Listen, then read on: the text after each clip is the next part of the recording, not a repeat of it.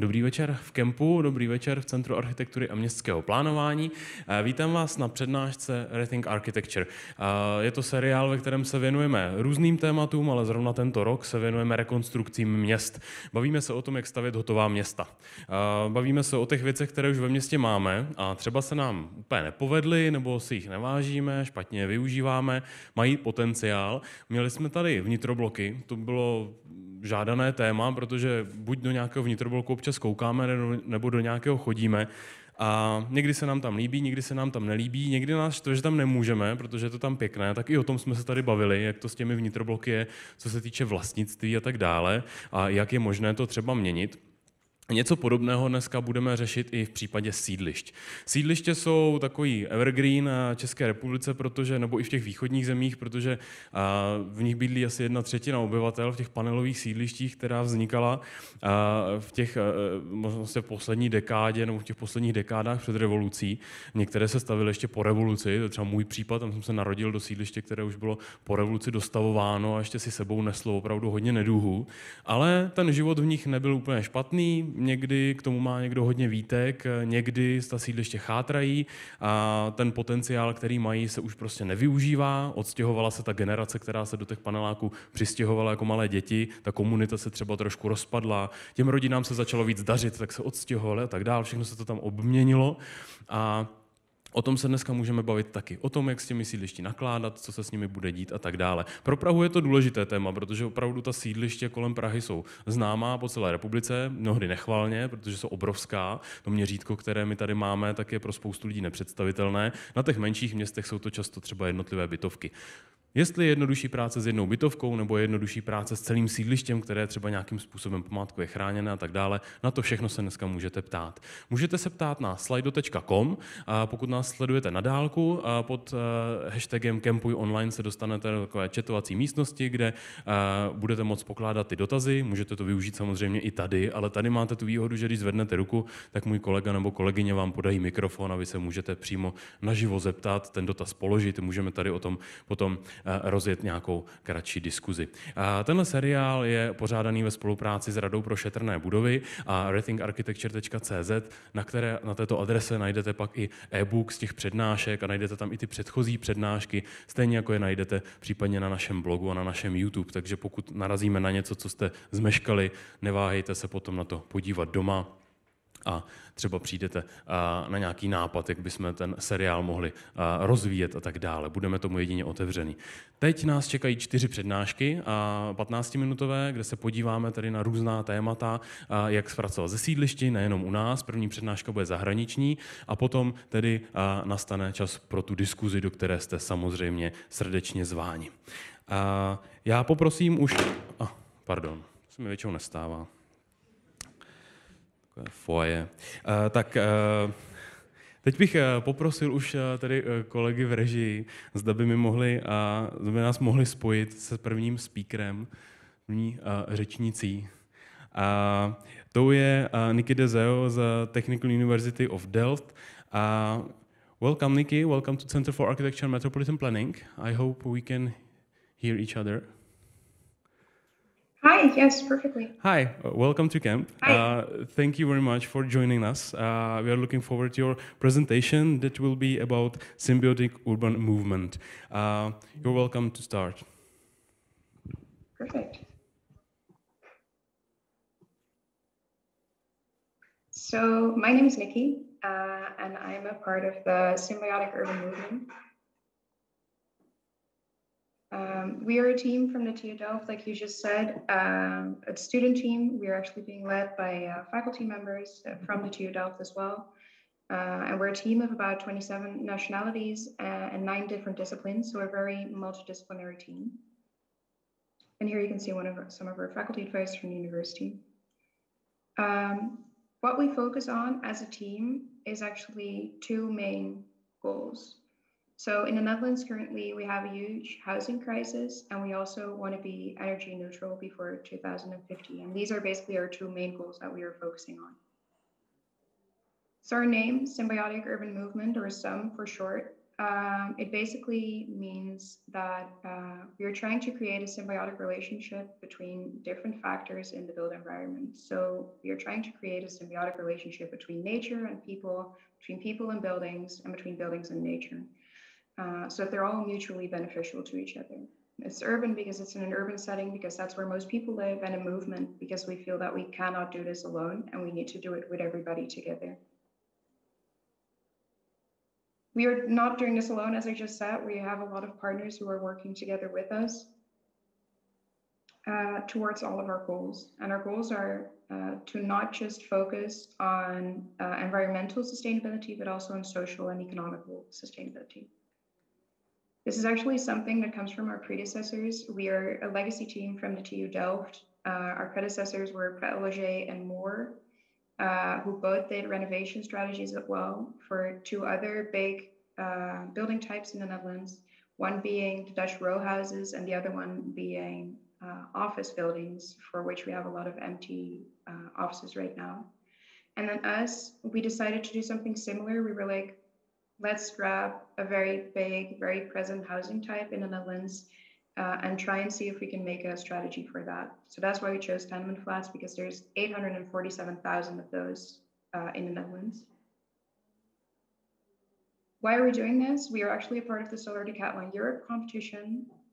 This is a competition that's actually held with teams from all over the world. There's 18 teams competing in our edition. It's going to be this summer and will be judged on 10 different aspects, which you can see over here. They're architecture, engineering, communication, comfort, sustainability, and a lot more. And the reason why I always show this is because I feel like it's a very clear and very obvious representation of why the plan that we currently have is as complete as it is. It's not just architecture or engineering what we're focusing on. We're also focusing on affordability and viability and on the people living in the neighborhood as well. So the location that we specifically chose as a case study is De Dreef in The Hague. This is a very typical tenement flat neighborhood. There's about 30 of them all in the same area. You can see them actually all throughout the neighborhood, not just in De Dreef, but even in the surrounding neighborhoods as well. And this is why we feel that this was a very representative case study.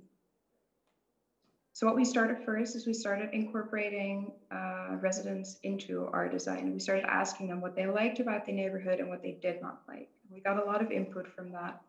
And this input actually helped us to form our total plan that I'm here to present to you today.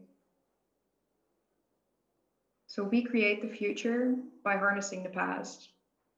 This is something that we really like saying because it really focuses on the core principles of our team, where we really believe that demolishing all these buildings, because a lot of them are on the demolishing list, is not the way to go forward, especially in a housing crisis, especially in a sustainability crisis.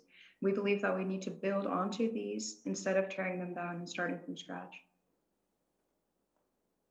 So as I just said, there's 847,000 tenement flats in the neighborhood. De Dreef is just one of the examples. They can be found all over the Netherlands. They can be found in Germany, where our competition is going to be. And I'm pretty sure there's actually a couple of them in the Czech Republic as well. And this is why it's very important to us. We have one case study, but we wanted to make the plan as big and as multi-interpretable as possible, just to be able to showcase that it is indeed possible. As long as you work with a catalog model, you can do anything. You can just make changes to what's needed for your specific neighborhood. So I just mentioned the catalog model. What that basically means for us is we chose a couple of methods that we are using to renovate and innovate the entire building. So what we do is we have the main building block, which will be renovated. We are adding a bit of a social space, which you can see down here, which is actually a bit lighter.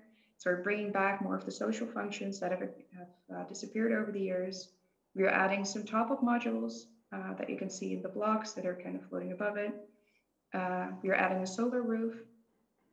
And then we are also adding a gallery and a core, because we believe that these tenement flats right now, they're not feasible. They can only be used if you're able to walk up there and walk up the stairs. And we believe that housing, especially social housing, because a lot of tenement flats are social housing in the Netherlands, it should really be available and reachable for everyone. So this is why we're basically turning the tenement flats into some form of gallery apartments. Since we were using the Drave as a case study, we can really easily grab our concept and actually expand it throughout the entire neighborhood. And this to us is very important because just by renovating the neighborhood, we feel like you're not gonna create a truly sustainable and truly innovative concept. You have to take on the entire neighborhood and make sure that you add those extra green spaces, that you add the walkable locations and the cyclable locations, and that you actually show to people that sustainability doesn't just end at their doorstep. It actually, you need to take on the entire neighborhood to be able to showcase this true sustainable concept. And another important thing to mention here is that actually we are very aware of the life cycle that some of the tenement flats might have left. And this is why the top-up modules and all of the renovation materials that we use, they are prefabricated, both 2D and 3D. So what we can do is if the tenement flat reaches the end of its life cycle, we can take them off and we can use the elements to create new apartment buildings somewhere in the neighborhood, which is actually what you can see in the light blue buildings on the image.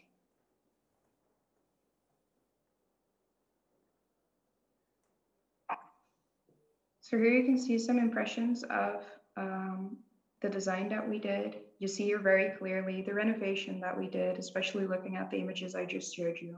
Some of the social spaces that we have in the area, the gallery we added, the top-up modules, and then the solar roof as well. What I really like in this image is that you can see very clearly that we are actually extending the nature that's already there onto the street, because currently it's a lot of car parking there. And we're even extending the nature all the way into the building as well by incorporating it onto the galleries and also using green spaces underneath the roof to be able to also house more flora and fauna in the neighborhood. What you can also kind of see from here is that for the top-up modules, we are actually choosing a bit of a different approach.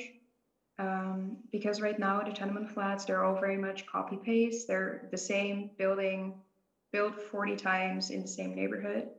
And we feel like this is just not feasible. It's not modern. If you take a right turn in the wrong location, you'll get lost. So we were thinking, how can we solve this? And on the side of the building, you can actually see a bit of a sneak peek of what we've been thinking of.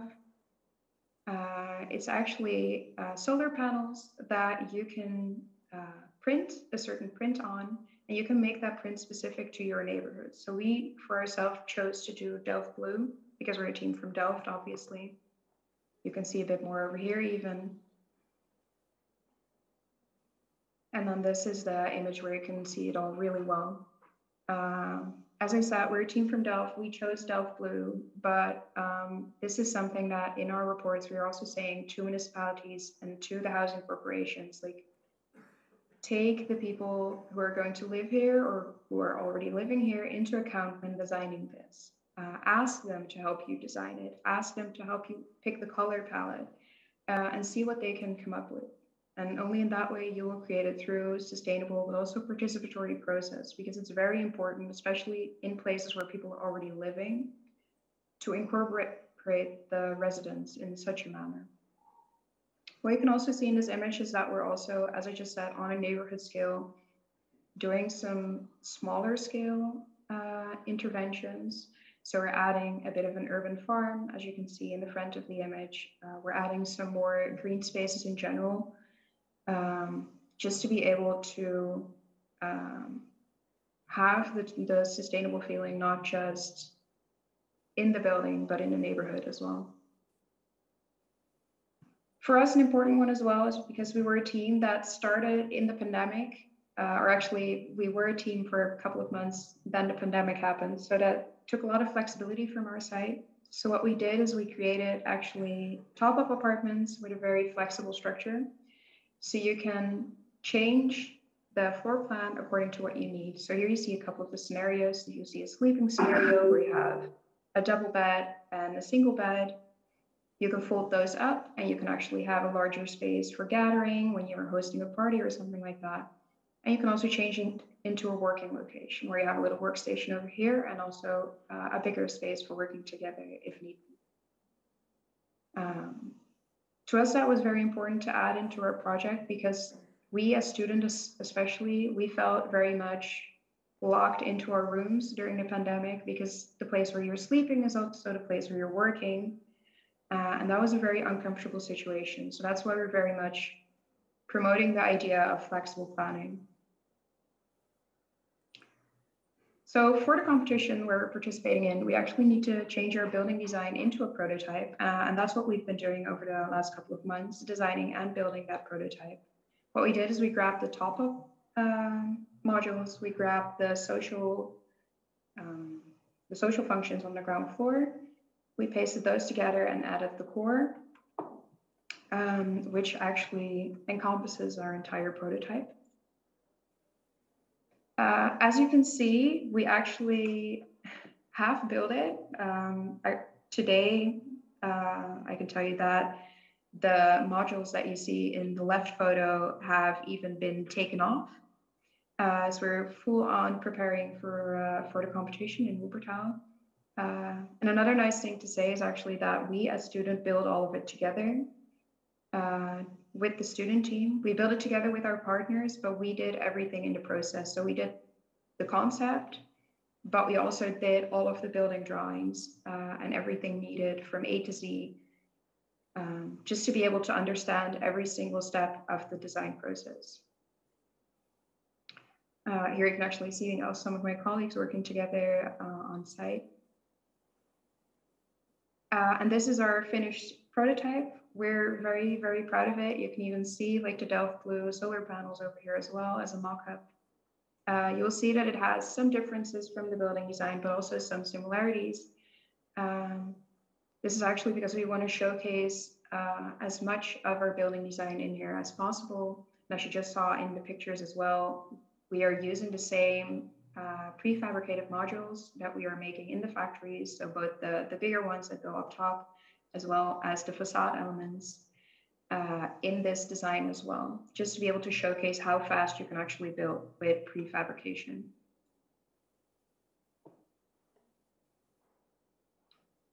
This is actually one of the social spaces I was just talking about. It's more of a maker space because that's more of what the neighborhood that we were designing for needed.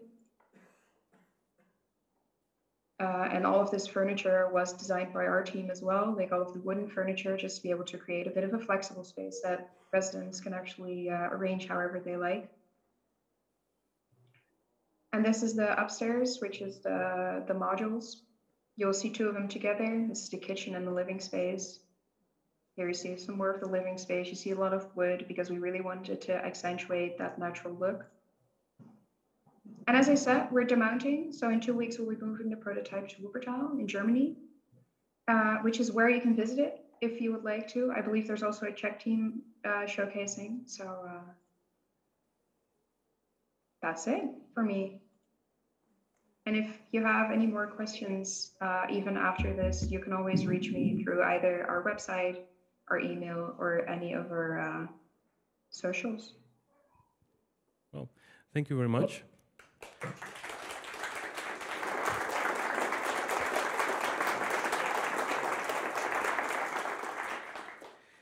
You are all welcome to ask questions. First question is from our audience from Facebook is, if you have to work with the problem of parking cars, because when you add new capacity to the house, you have to solve the problem that people would like to own a car in the future. Is there a problem with parking cars in the Netherlands? For us, this was actually kind of fun problem to solve, if that makes sense. Because this was one of the things that the residents actually already set themselves. They absolutely loved having their car right in front of their house, be able to park there. But they hated that every time their kids wanted to go to the playground or go outside, they would always have to watch them because it's just very unsafe, all of the roads that were going through the neighborhood. So we designed a plan where we are taking out a lot of the roads for cars. We are moving the car parkings to the edges of the neighborhood. And these edges of the neighborhood will have parking facilities. They'll also have some shared facilities. So there will be some cargo bikes that you can share. There will be some electrical bikes that you can share. And the public transit will also stop here. So we're trying to move more towards that collective way of transport instead of the very individual one, which becomes obviously more and more relevant as we're urbanizing more and more. Thank you. Is there any question? No? We have another problem with these residential complexes, because sometimes they're huge, and there is a lot of public space. A lot of public space that there's problem to maintain it. You have a lot of green, a lot of trees, a lot of everything, but there is not there's not a firm that work with the public space, or there is not a strong community that would enjoy the space. Do you have some recipe how to work with the public space between those buildings? Because sometimes they're really, really huge. Yes, for sure. Yeah, what works really well for us is that we have actively assigned certain functions to these spaces. So instead of it just being a unassigned large public space, we've been assigning it functions. So we've been making them into playgrounds or making them into just in general, maybe a park that's specifically focused on working out, where you'll have some workout equipment, or maybe even some football fields or stuff like that. So by doing this, we actually talked about it with the residents as well. We are creating a sense of ownership, and that sense of ownership already helps a lot towards the maintaining of these public spaces and public areas. Mm-hmm. Thank you very much. Thank you for your lecture. I hope someone will reach you in the future, and I hope we will meet in person here in camp sometimes. Thank you very much again. Yes, thank you too.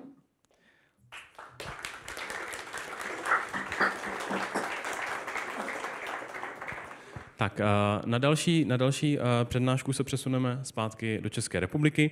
Přivítám tady architekta Filipa Titla z Unit Architekti, který má přednášku na téma jak na udržitelnou transformaci sídlišť a environmentální i sociální oblasti. Vítám tě tady. Děkuju. Dámy a pánové, dobrý večer. Já jsem Filip Titl a dneska jsem dostal za úkol vlastně udělat jako otvírací přednášku toho večera ve smyslu českých sídlišť v měřítku urbanismu, a ta prezentace bude mít dvě části. V první části bych chtěl jako trochu vysvětlit, v jaké situaci vlastně tady jsme z hlediska sídlišť obecně, a jak už společensko-ekonomického, tak urbanistického. A v druhé části ukážu nějakých 7 kroků pro urbanistickou revitalizaci sídliště, kterou jsme vytvořili v rámci 2 výzkumných projektů. Úplně na začátku to, co tady bylo už řečeno z úst Jirky Jaroše, v České republice žije na sídlištích 1/3 obyvatel. V Praze je to téměř polovina. Jo, to je prostě obrovské množství lidí, je to obrovský podíl na tom vystavěném prostředí. A to spolu má, to v sobě nese spoustu důsledků. Jeden je, že to je prostě jako velký téma, který prostě vždycky bude rezonovat společensky.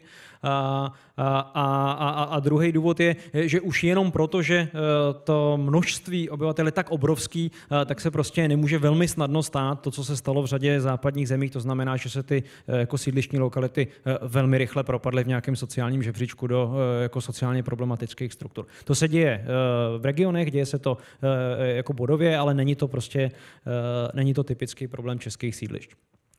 Zase samozřejmý fakt, proběhla rozsáhlá privatizace, mě to tady bliklo, pardon. Proběhla rozsáhlá privatizace, takže jako vlastnictví těch domů, ale i pozemkový je vlastně neuvěřitelně roztříštěný, což zase znamená, jako v porovnání, vždycky budu hodně dělat porovnání k tomu, co se děje v Evropě, protože to je nějaký jako vzor v tom, že ty lokality už prošly nějakou revitalizací. Tak zase úplně jiná situace v tom, že v tom místě je obrovské množství hráčů vlastnicky, kteří jsou v tom místě zainteresovaní a který budou nutně fungovat v rámci jakýchkoliv úprav a kroků jinak, než když je velký sídliště vlastněno nějakou jednou korporací, která řeší ať už nájemní nebo družstevní bydlení.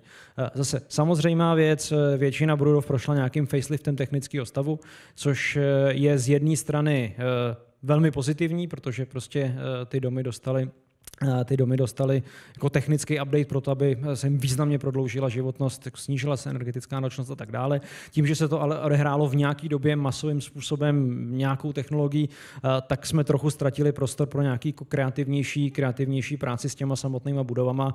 Zase nehodnotím to ani tak, ale je potřeba vědět, že taková situace nastala. Jak už jsem naznačoval, ty lokality prostě ve většině větších českých měst z hlediska sídlišť jsou jako stále sociálně jako kvalitní prostředí. Tohle není obrázek z mýho obejváku, ale je to prosím pěkně IKEA na Zličině, kde jako prostě se říkám, prostě middle class jako obyvatele prostě jezdí nakupovat a je logický, že prostě jsou ze sídliště, takže si chtějí koupit závěs, který se bude hodit k tomu výhledu. Mají to teda ještě nezateplený. Jo. Přesto všechno, co jsem říkal, tak je jako vidět jako obrovská disproporce mezi jednotlivými lokalitami. Jo, takže ty sídliště celý jako dramaticky odlišným výzvám z hlediska socioekonomického a z hlediska plánovacího, když srovnáme na jedné straně prostě jako velmi atraktivní lokality v Praze, který prostě čelí tlaku na jako novou výstavbu a velmi atraktivní pro prostě nový projekty a nějakou jako významnou socioekonomickou proměnu. Na druhé straně, zejména v regionech, jsou prostě lokality, které čelí tomu jako aktuálnímu sociálnímu úpadku a dramatickému poklesu sociálního statutu v rámci toho sídla. Takže jako velmi významně odlišný situace, které je potřeba mít na paměti z hlediska debaty o sídlištích. Nicméně, přestože ten druhý případ jsou jako spíš jednotky případů, tak by se jako mohlo zdát, že vlastně všechno je v pohodě a že se vlastně vůbec těma sídlištěma nemusí zabývat. Jo? Tak jsou atraktivní, tady v Praze všechno jako kdyby funguje. A já se teď jenom pokusím vysvětlit, proč vlastně to není úplně pravda a proč je dobrý sídliště řešit jako společenský fenomén a nějakou situaci jako celkově. Tohle je obrázek, který ukazuje nějakých 5 základních bodů, který by měly splňovat kvalitní obytné lokality podle jako aktuální ženevské charty udržitelného bydlení. A vidíte, že jako v některých parametrech ty sídliště skórují dobře, vyšší hustota zástavby, jasně, dostatek zeleně, snadná dostupnost, to na sídlišti samozřejmost. No ale když se dostaneme třeba k otázce kvality veřejného prostranství, tak už to tak slavný není. Typologický mix, jako z hlediska mixu funkcí a prostě pracovní příležitosti spolu s bydlením a se službama, tak to už taky tak slavný není. S tím souvisí i nějaký mix jako typů bydlení v rámci těch jednotlivých lokalit. No a ta urbanistická struktura jako nefunguje úplně dobře z hlediska čitelnosti ve smyslu plánování a údržby a k tomu se ještě dostanu. A to jsou vlastně systémové specifika, které ty lokality mají, které jsou daný tím, jakým způsobem vznikly na základě jakých jako urbanisticko-společenských ideí byly připravený a postavený. To jednou už tady padlo, dimenze veřejných prostranství oproti prostě jiným běžným lokalitám jako kompaktní městské výstavby, významně navýšený podíl veřejných prostranství v rámci těch lokalit.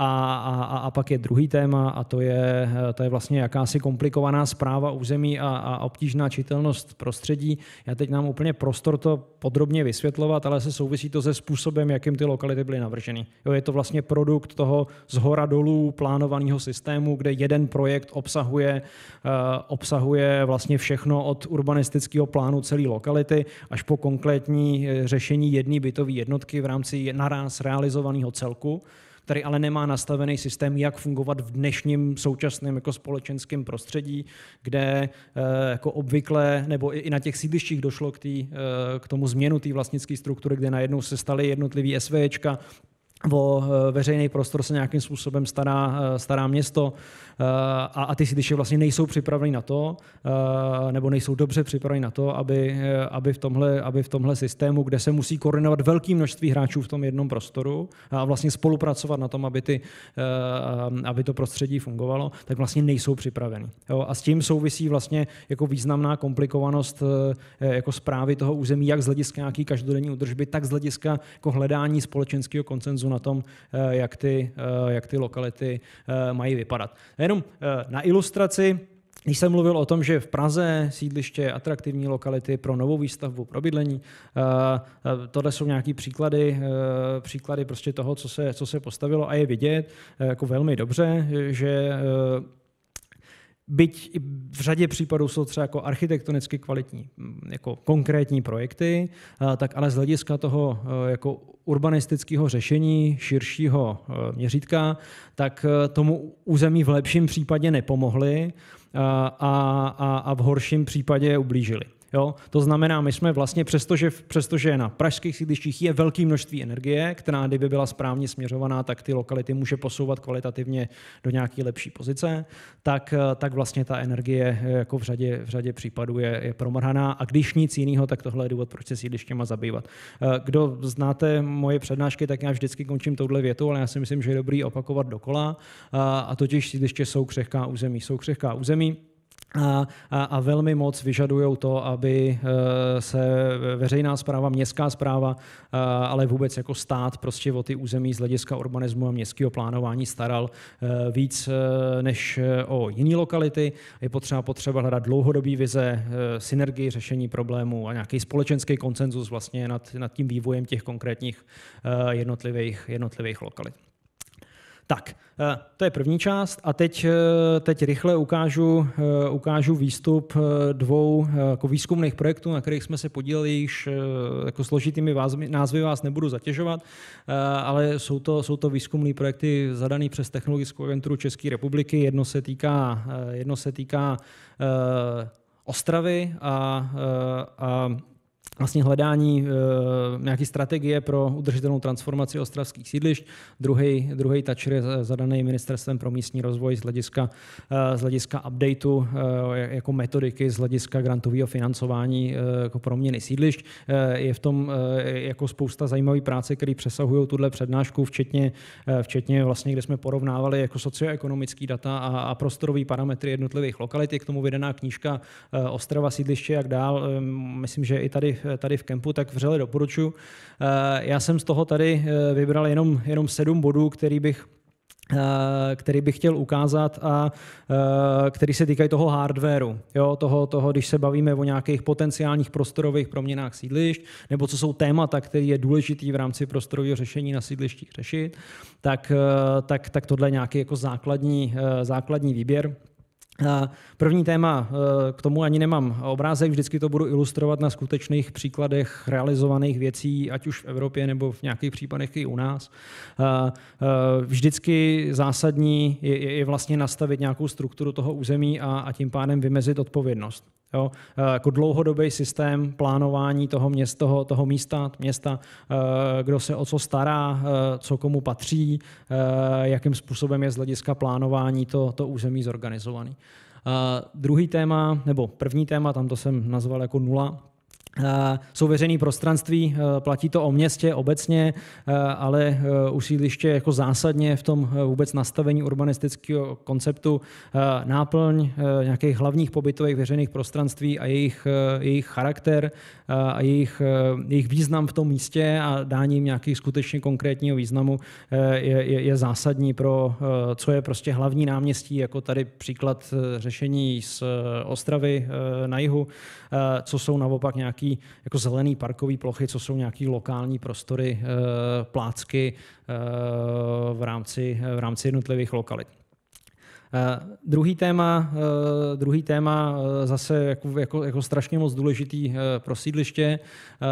Trochu navazu na to, byla tady debata o těch vnitroblocích, tak je to vlastně hledání těch vnitrobloků sídlišť a definice vlastně charakteru různých prostor ve vztahu k tomu pocitu vlastnictví z hlediska obyvatel, který tam žijou. A to ať už v nějakém případě skutečného fyzického vlastnictví, to znamená, že někdo, kdo vlastní to bytový družstvo nebo společenství vlastníků vlastní nejenom ten konkrétní dům, ale i nějaký jako bezprostřední okolí v rámci prostoru a dává mu nějaké využití, tak i z hlediska jako různý míry spolupráce, zapojení mezi municipalitou a obyvateli a hledání vlastně prostoru pro nějaký nový využití toho velkého předimenzovaného veřejného prostoru v rámci sídlišť a k tomu je vlastně ten důležitý jako potenciál vlastně otevření té iniciativy zdola. Otevření prostoru pro iniciativu zdola. Otevření definování prostoru, kde vlastně jako to město vítá to, že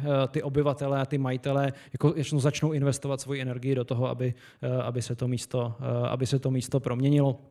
Ať už to jsou nějaký prostě jako měkký věci sdílených zahrad, tohle jsou skutečně vytvořené soukromí předzahrádky pro přízemní byty na sídlišti v Drážďanech, anebo je to nějaký společný vybavení těch jednotlivých domů a bloků. Tohle je zase příklad shodou okolností jaký z Delftu, komunitní zahrady, ale bavíme-li se o jako českých sídlištích, tak to můžou být i mnohem jako tvrdší vlastně jako vybavení typu třeba i jako společného parkoviště a nějakých dalších vlastně jako technických aspektů z hlediska fungování těch jednotlivých společenství vlastníků. Významný téma, který se otevře vždycky, a to je nějaká otázka do staveb, transformace nedostatečně využitých objektů. Je to určitě téma, který je vždycky zásadní jako optimálně zvolit vzhledem k té socioekonomické charakteristice toho místa a nějakému potenciálu. Já tady mám, protože není prostor jako podrobnější rozebrání toho tématu, tak mám zase ukázku z Holandska, tohle je v Amsterdamu, kde mezi jako velký deskový panelový domy vlastně dostavěli nízkopodlažní řadovou zástavbu charakteru individuálního bydlení, v podstatě jako představte si řadový domky, což má několik jako pozitivních efektů. Jeden efekt je ten, že ta hustota rezidenční je tam jako relativně vysoká, takže nebylo potřeba tam něco jako dostavovat větší hmotu, takže tam je dostavená relativně jenom málo stavební hmoty, zůstává tam u těch velkých domů, které potřebují relativně velký odstup a výhled, tak tam ten prostor je a přitom je tam zároveň jako významným způsobem proměněná nějaká jako sociální bohatost toho prostředí, kde v té lokalitě, která byla prostě chudá, tak tam najednou přišli lidi jako s vyššíma příjmama a prostě ten mix se změnil. Veřejná vybavenost, klasický téma, tohle je prostě úprava zase v Amsterdamu, doplnění do toho deskového panelového domu, v tomhle případě nějakého komerčního vybavení a společenských prostor. Řešení uličních profilů, optimalizace těch uličních profilů, nemusí to vždycky vypadat tak, že ta tvrdá dopravní infrastruktura má vlastně převahu v tom prostoru, v tom místě se dá zorganizovat jako relativně atraktivní řešení parkování, pohybu a přitom to tady jako v Drážďanech může vypadat civilizovaně. Strašně důležitý téma optimalizace technické infrastruktury. To, co zpravidla jako laik nevidí, omlouvám se posledních 30 vteřin, tak je to, co je pod zemí. A tam je často jako velmi významně neskoordinovaná technická infrastruktura. Tohle je obrázek jednoho z těch sídlišť z Ostravy, který jsme řešili. A je vidět, jak je vlastně jako velmi potřeba, jako dlouhodobá pečlivá snaha na tom, aby se zorganizovala tato neviditelná infrastruktura, která v tom území je, tak aby se mohly aplikovat i další důležité kroky, které jsem ukazoval, nebo který jste třeba viděli i v těch, anebo uvidíte v těch dalších prezentacích. A poslední téma, který nemám na konci, protože by bylo nejméně důležitý, ale protože rád končím něčím pozitivním, tak to je jako téma zelenomodré infrastruktury, kde samozřejmě sídliště, tím, že tam je jako velké množství toho veřejného otevřeného prostoru, tak vlastně mají významný potenciál pro to, aby se v tom měřítku městského plánování, urbanismu a řešení celých lokalit jako velmi dbalo na zelenomodrou infrastrukturu, jak z hlediska těch ekosystémových funkcí, tak z hlediska a zejména nakládání s dešťovou vodou. Tak to je za mě všechno. Děkuji za pozornost.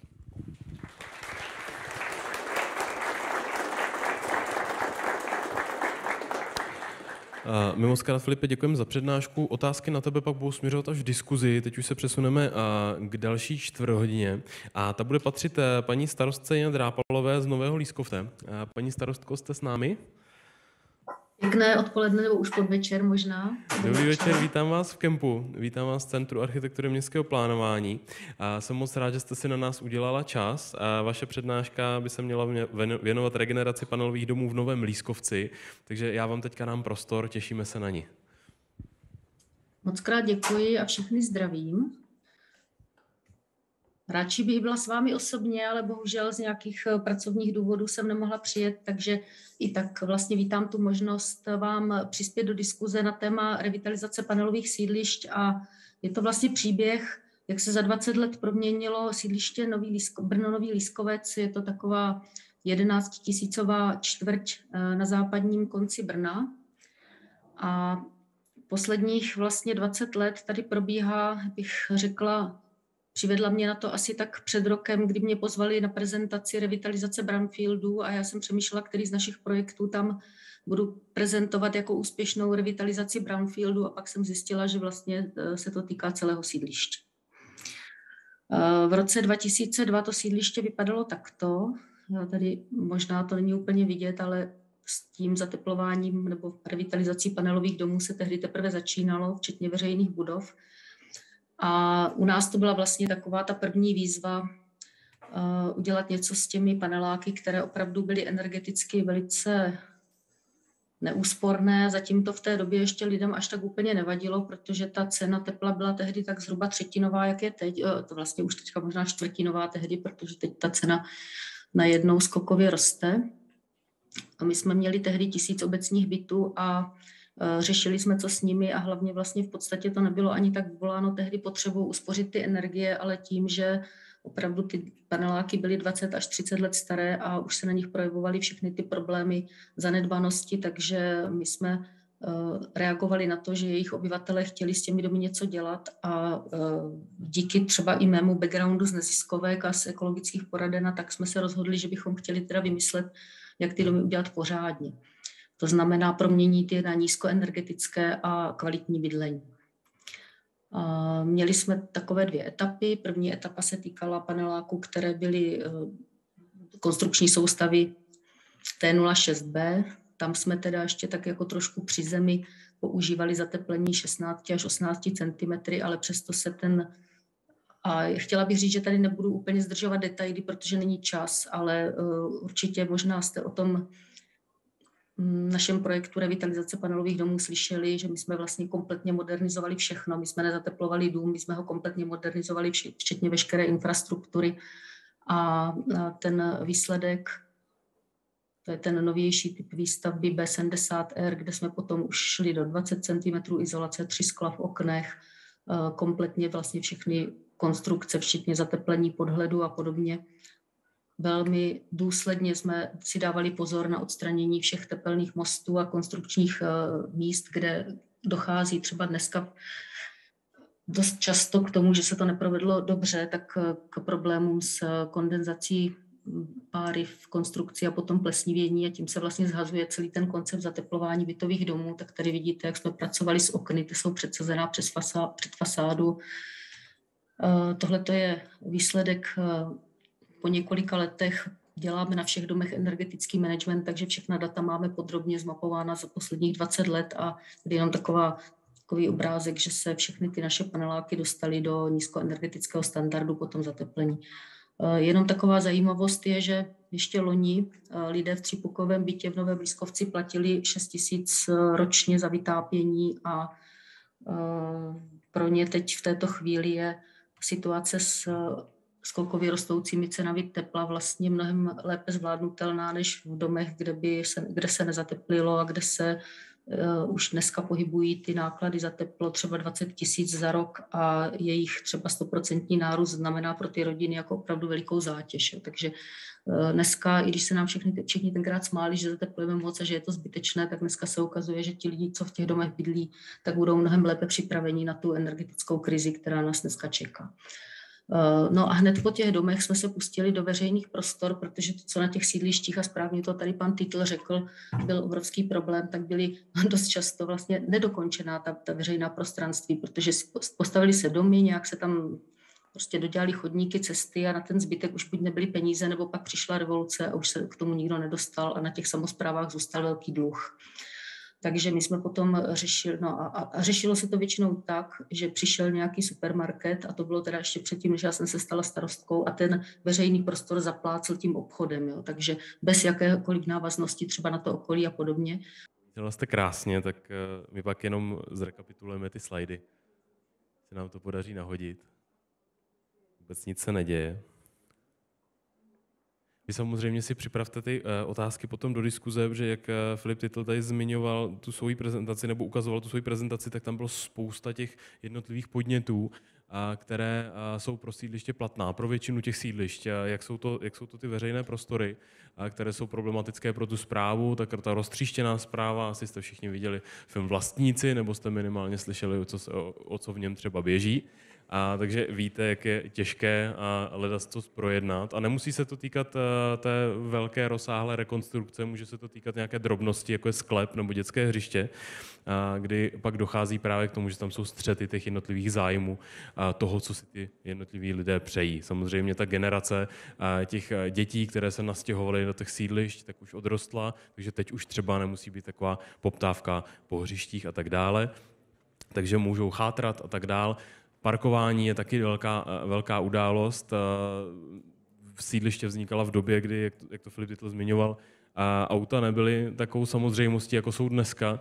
Takže většina těch panelových domů, týká se to těch velkých sídlišť třeba tady v Praze, je obestavěná úplně beznadějně zaparkovanými auty, bez ruční brzdy, aby se s nimi dalo posouvat a tak dále.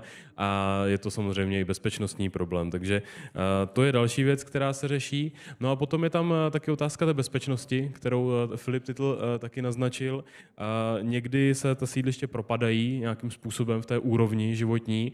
Někdy zase naopak mohou fungovat dobře, protože těch víc oken víc vidí, takže každá zvědavá paní a každý zvědavý pán, který kouká z toho okna, tak vidí, že někdo špatně parkuje, kdo koho naboural, kdo kde rozbil okno a čí pes se vykálel tam, kde neměl.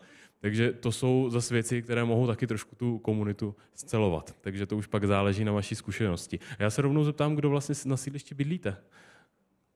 Tak, no vidíte, to odpovídáte půlce, jak Filip zmiňoval.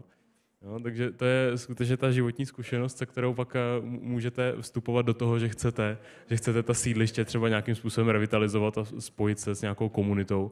Protože o té komunitě my jsme tady mluvili hodně i v rámci té přednášky o vnitroblocích, že je důležitá a že je důležité tam najít ten společný jmenovatel, o co nám jde. Budeme se tomu potom věnovat i v té přednášce následující. Filipe, tak já tě když tak pozvu, můžeme se když tak bavit o té přednášce, kterou ty jsi tady měl. Ať na to trošku navážeme. Jestli ještě potřebujeme chvíli. Ty jsi tam zmiňoval to, že ta sídliště se propadají částečně v té životní úrovni. Někdo to i zmiňoval, myslím, že pan Koucký byl autorem takového jako výrazu, nebo citátu, že nám sídliště hloupnou. Že se z nich odstěhovává nějaká elita, nebo že se z nich odstěhovává ta střední třída a tak dále. Je to pravda? Týká se to i Prahy, protože ty jsi na druhou stranu zmínil, že sídliště jsou v Praze nějakým způsobem, tím, že je to třeba polovina těch obyvatel, nějakým způsobem lukrativní, protože si nikdo nepřipadá blbě, že na tom sídlišti bydlí, protože jich je tady skutečně hodně. Jo, tak já teď budu strašně hloupě generalizovat, ale jako úplně jednoduše je to fakt dramaticky odlišný v různých regionech. Jo, takže jsou prostě ty strukturálně postižené regiony, což zejména jako jsou v tomhle případě severní Čechy, Ústecký kraj, Karlovarský. Tak tam je ten sociální propad těch jako některých lokalit opravdu skutečně hmatatelný. Naproti tomu v Praze je jako téměř neznatelný nebo jako velmi plíživý a pak je spousta měst mezi tím, kde v těch jako větších regionálních sídlech je taky. A teď samozřejmě je otázka, jak to člověk jako měří, jo? Protože my prostě v České republice nemáme úplně jako centrálně řízený prostě systém sběru dat, který by věrohodně zachycoval nějaké jako sociální pohyby v rámci jednotlivých lokalit. Řada zemí to sleduje jako velmi podrobně. Vlastně nemáme úplně dostupně, jsou země, které mají třeba dostupné jako velmi jednoduše data o průměrném příjmu obyvatel v jednotlivých lokalitách, jo, propojený prostě s výběrem daní z příjmu, což v ten moment člověk jako strašně dobře vidí, jak ty věci fungují. Tak my tady trošičku tápeme, takže máme nějaký jako pomocný ukazatele, jako vidíme prostě nějaký stupeň nezaměstnanosti, umíme vidět nějakou strukturu vzdělanostní v rámci těch lokalit, která je pravidelně jako sčítaná. Takže třeba zrovna v tom ostravském výzkumu jsme právě srovnávali tyhle jako dostupné socioekonomické data s těma jednotlivými lokalitama, tak třeba ta Ostrava je na tom úplně obráceně. Tam vlastně nejvíc degradovaný jsou ty hornické kolonie prostě z druhé půlky 19. století, který mají jako většina území, který má jako statut vyloučený lokality, je právě v tomhle typu zástavby. Na sídlišti jsou to asi jenom 2. Takže ty lokality naopak jsou na průměru nebo dokonce nad průměrem, ale je tam zase vidět nějaký ten trend jako pomalýho sestupu, který vlastně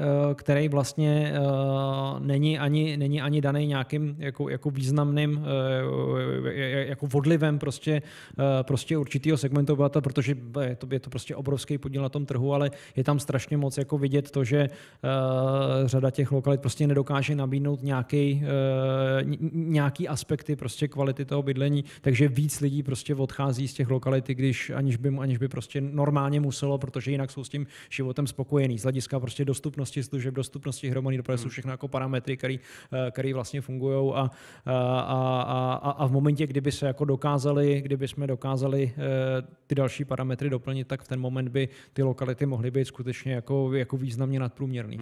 Ty jsi tu prezentaci zakončovala taky tou technickou infrastrukturou, tím technickým vybavením. Jak jsme na tom? Dobrý? Výborně, tak na technické vybavení se tam potom a teď už se vrátíme k paní Drápalové. Děkuji moc krát za tenhle vstup, že jsi nás tady takhle zachránil. Paní Drápalová, už se slyšíme, už je všechno v pořádku? Slyšíme se? Já vás slyším. Výborně. Tak skvěle, vidíme i prezentaci. Tak děkuji moc krát, že jste nezaváhala a že jste se rozhodla, že nám to povíte ještě jednou. Případně to můžete opravdu jen prolítnout, nic se nestalo. My budeme moc rádi, když ty obrázky uvidíme a celou přednášku si potom doplníme. Děkuji moc krát. O těch panelových domech, ale to jste už slyšeli, že? Ten příběh těch nízkoenergetických panelových domů asi opakovat nebudu. Slyšeli a pak jste vyprávěla o nějakých detailech, předsazených oknech a podobně, a tam už nám scházely obrázky, tak jestli můžu poprosit. To neviděli. Ta prezentace bude celá samozřejmě k dispozici, takže tam ty technické detaily si klidně prohlédněte. Já už radši, protože máme málo času, proběhnu ten zbytek a to jsou ta veřejná prostranství, protože teď se teda asi vrátím k tomu. Teď vidíte prezentaci? No, vidíme. Výborně. Tak já se vrátím k té revitalizaci potom už těch brownfieldů, protože Tady třeba to, co vidíte teď, ten obrázek, tak takhle vypadala uprostřed sídliště socialistická samoobsluha, která tam vlastně zůstala opuštěná po té, co si společnost Ahol postavila uprostřed veřejného prostoru nový obchod. A tehdy to tak v těch letech kolem roku 2000 fungovalo, že společnost opustila jednu budovu a postavila si na volné prostranství novou a městská část potom zdědila vlastně ten problém toho vybydleného místa, kde jsme řešili, čím ho zaplnit. A tam zase velký dlouhý příběh několikaletý mezinárodní spolupráce, kdy nám i třeba naše partnerská čtvrť ve Vídni řekla, proč tam budete dělat něco malého, když je to tak krásné místo, udějte tam něco pořádného, takže tam vznikl vlastně časem bytový dům s poštou a veřejnou vybaveností. Zase si v prezentaci můžete přečíst potom, jak ty kroky postupně šly, jaké tam byly úskalí v tom, jaké tam byly překážky například ve spolupráci s developery a podobně, ale výsledkem je potom krásný bytový dům, kolem kterého jsou i pěkně upravené veřejné prostory, které v létě krásně kvetou.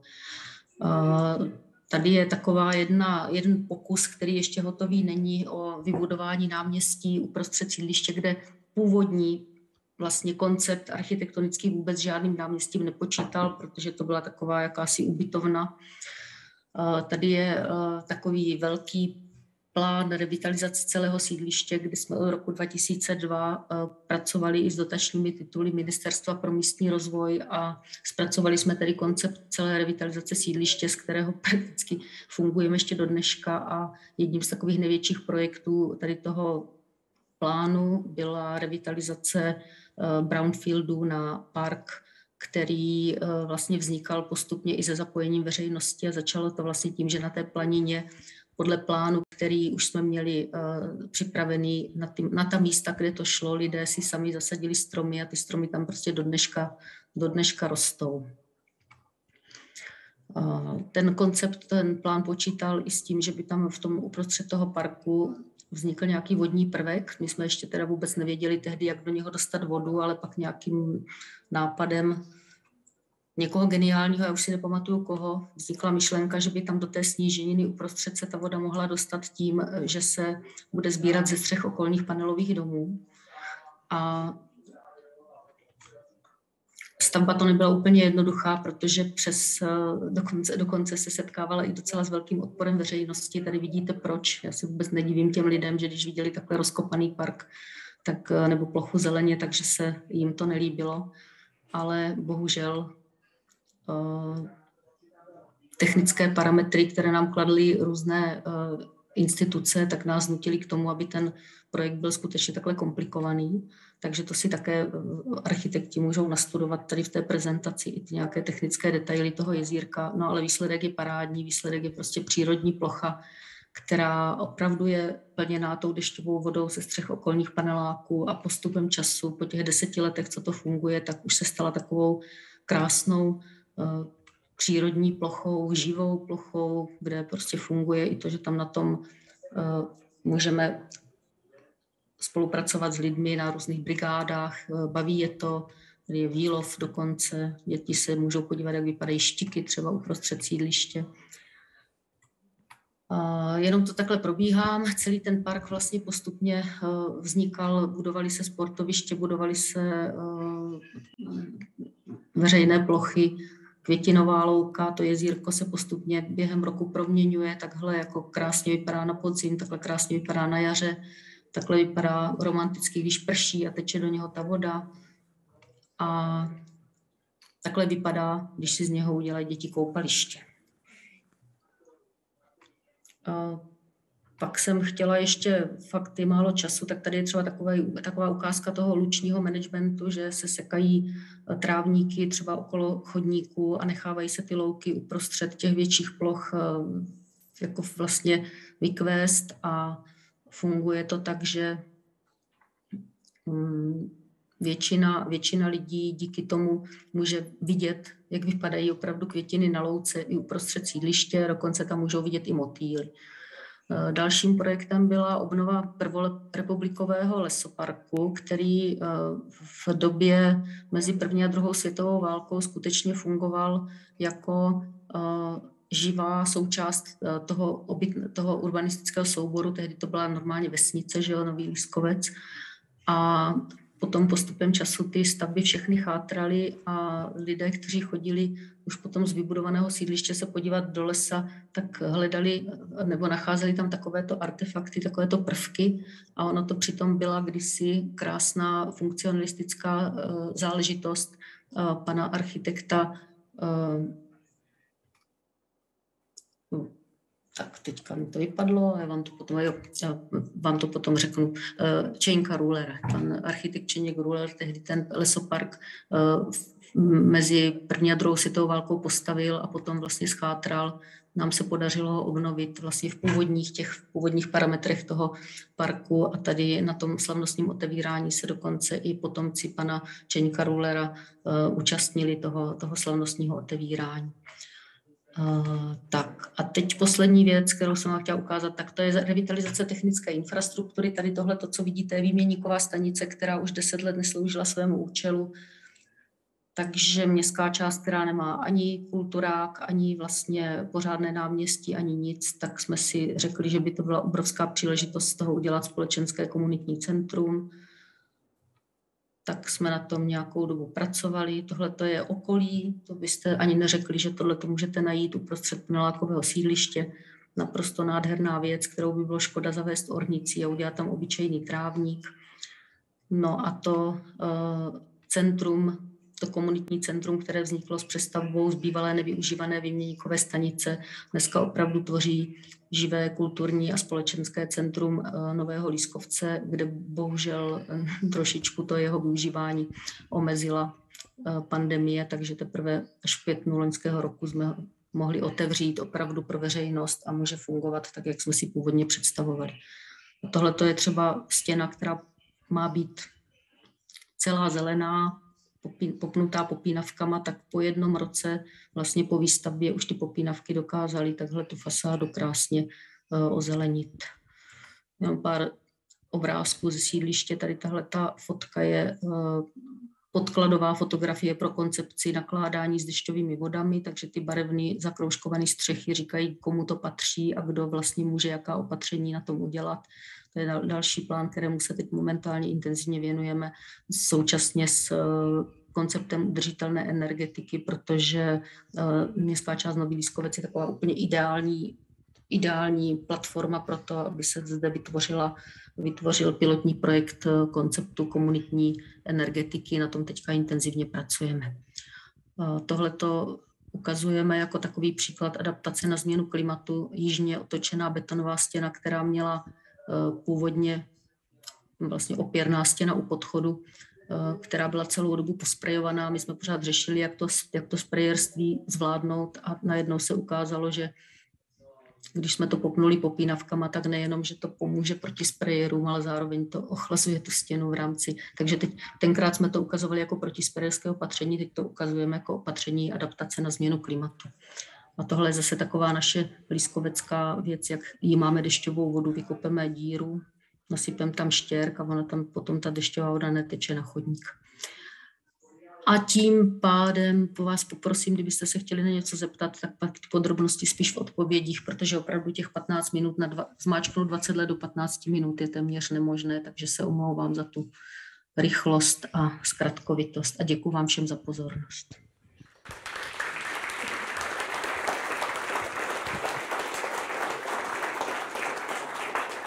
Tak moc krát vám děkujeme. Sice to bylo 20 let v 15 minutách, ale bylo to intenzivní a bylo to úplně super. Já si myslím, že ty příklady, ty drobnosti i ty velké změny jsou opravdu inspirativní. Tak já doufám, že s námi až se zůstanete, že pak budeme moct případně odpovědět na nějaké dotazy.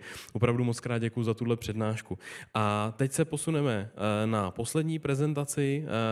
15 minut teď bude patřit Davidu Pavlištovi, architektovi z Re-architekti.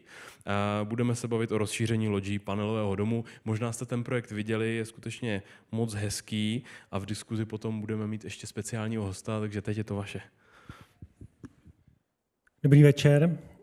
Dobrý večer, já jsem David Pavlišta z kanceláře Re-architekti.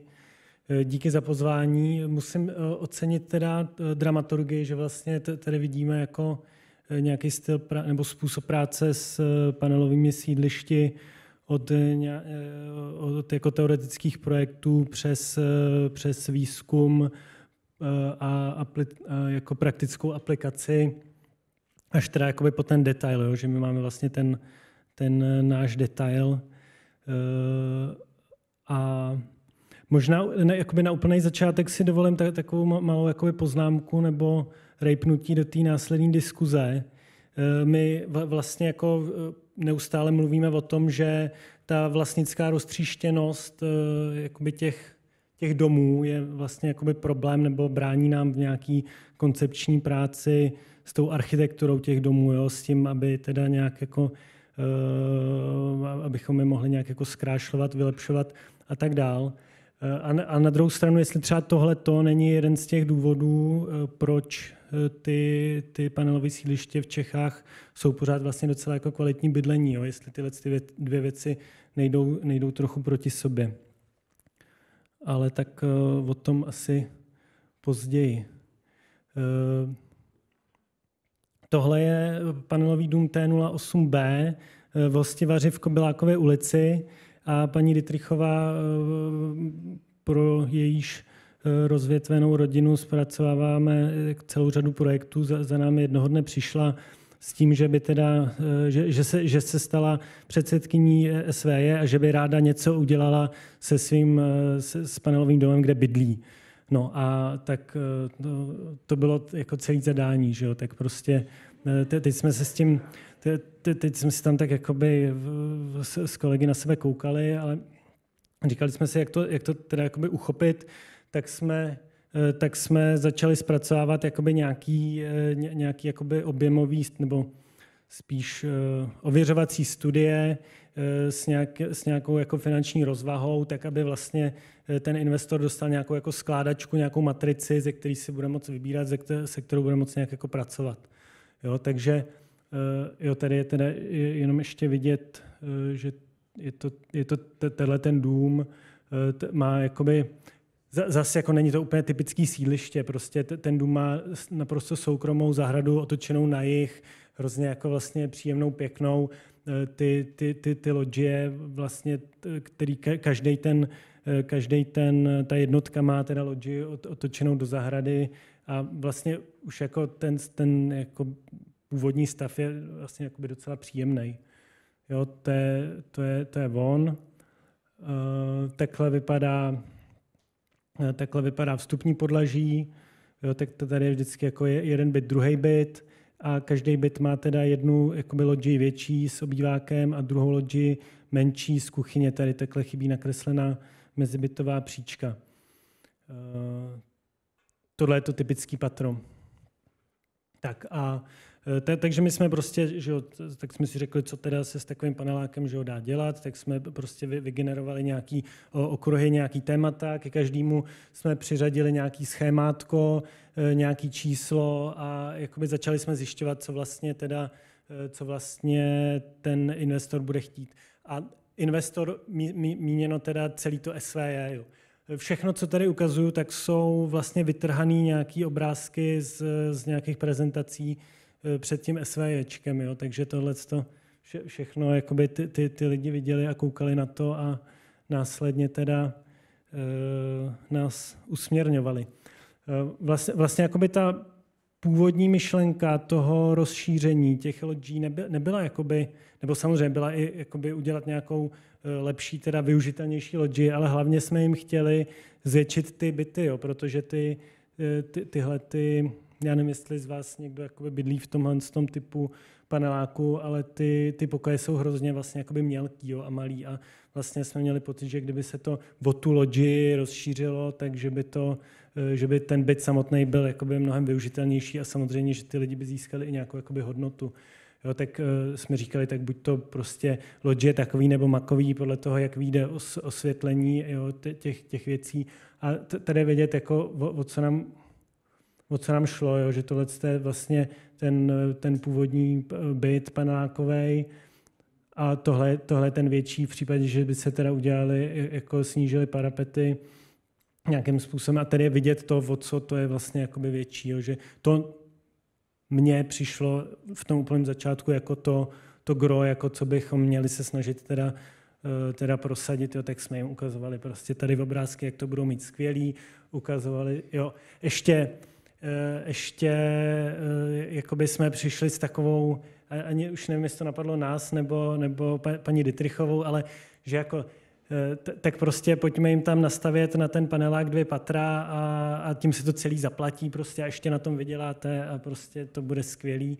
Samozřejmě parkování jsme neřešili vůbec, jakoby, kde ty lidi noví tam zaparkujou, ale jako to nás moc ne... Tohle to viděli všichni ty vlastníci jednotek, znají tu realizaci z té hostivaře, ale stejně je to jakoby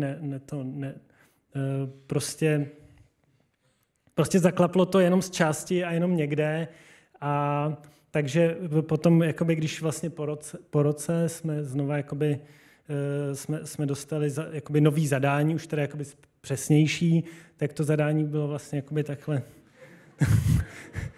mírně zredukovaný. Zpracovala se studie osvětlení, oslunění a vlastně z toho vyšlo, že když se tohle je výkres, který vytvořila paní Dittrichová v Excelu. Vyšlo z toho, že když se rozšíří ty lodže po té celé dílce o 1,3 metru, tak to vyjde vlastně z hlediska jakoby o oslunění stejně, jako když budou jenom někde. Takže jakoby z toho jednoznačně vyplynulo, že to uděláme po té celé dílce o 1,3 metru s tím, že následně ještě tam došlo k dalšímu zmenšení toho rozšíření, protože zase nějaký vlastník v přízemí se ozval, že má atypický byt a že to máme špatně vypočtený a že mu to nevyjde a že mu to prostě pokazíme, takže ještě se to potom o něco snížilo. Ale tady už je vlastně vidět, to, co skoro vlastně to, co jsme potom zrealizovali. Jo? Teda ten princip, že ta stěna obvodová toho baráku zůstává tam, kde je a ta lodže se vlastně jakoby rozšíří, jakoby strašně jednoduchá věc.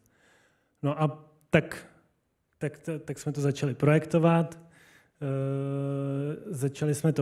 V tu chvíli se do toho vložil Vojta Ružbacký a Statik a společně jsme na lavičce na náměstí Jiřího z Poděbrad vymysleli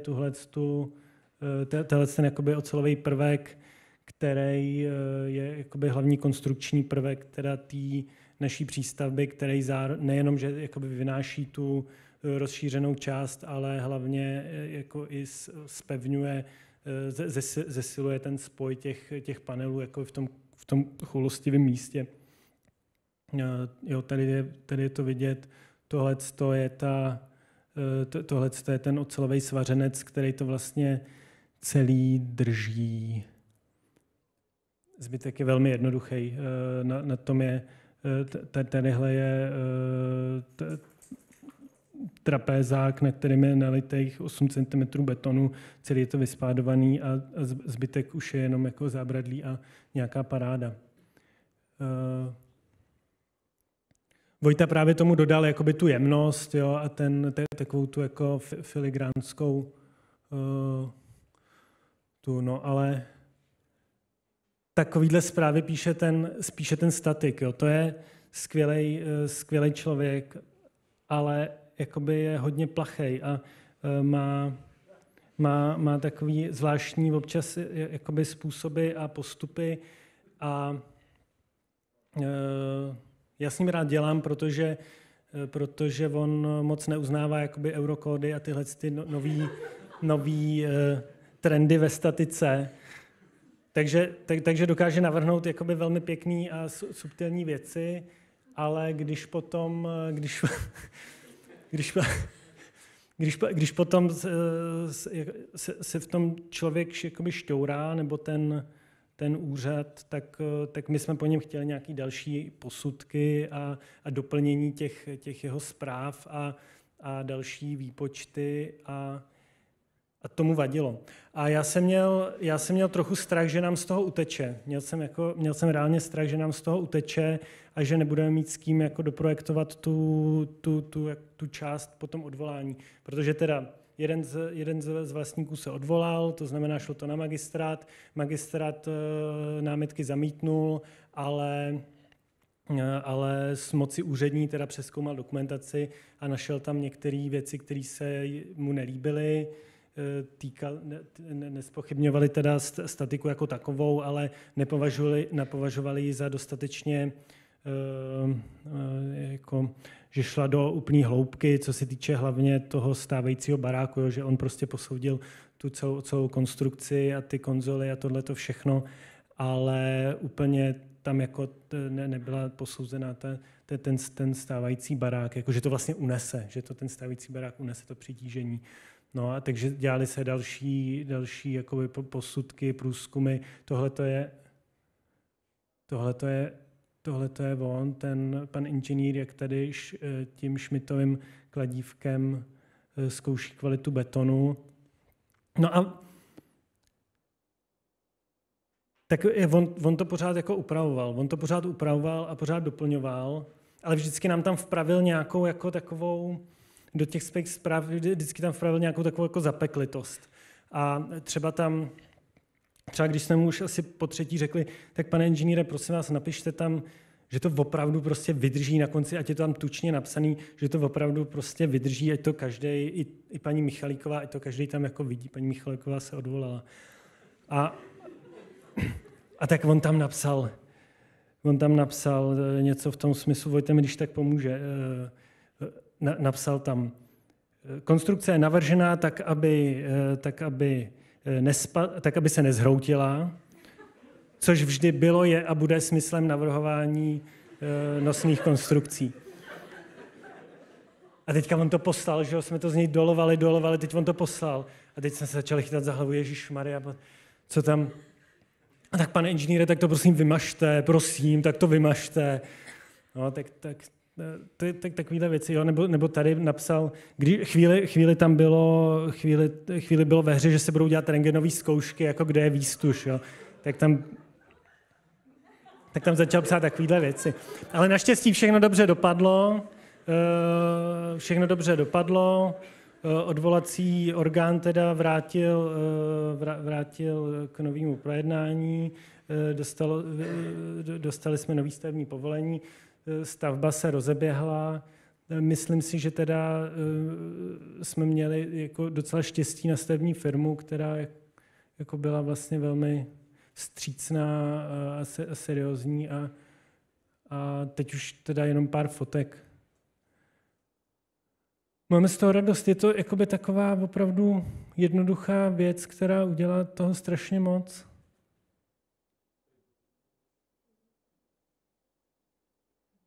Některý lidi si nechali snížit parapety, jiný ne. Měli jsme tam navržený z těch přízemních bytů, tohle od paní Dittrichové z obýváku. Měli jsme tam z těch přízemních bytů navržený schůdky na zahradu.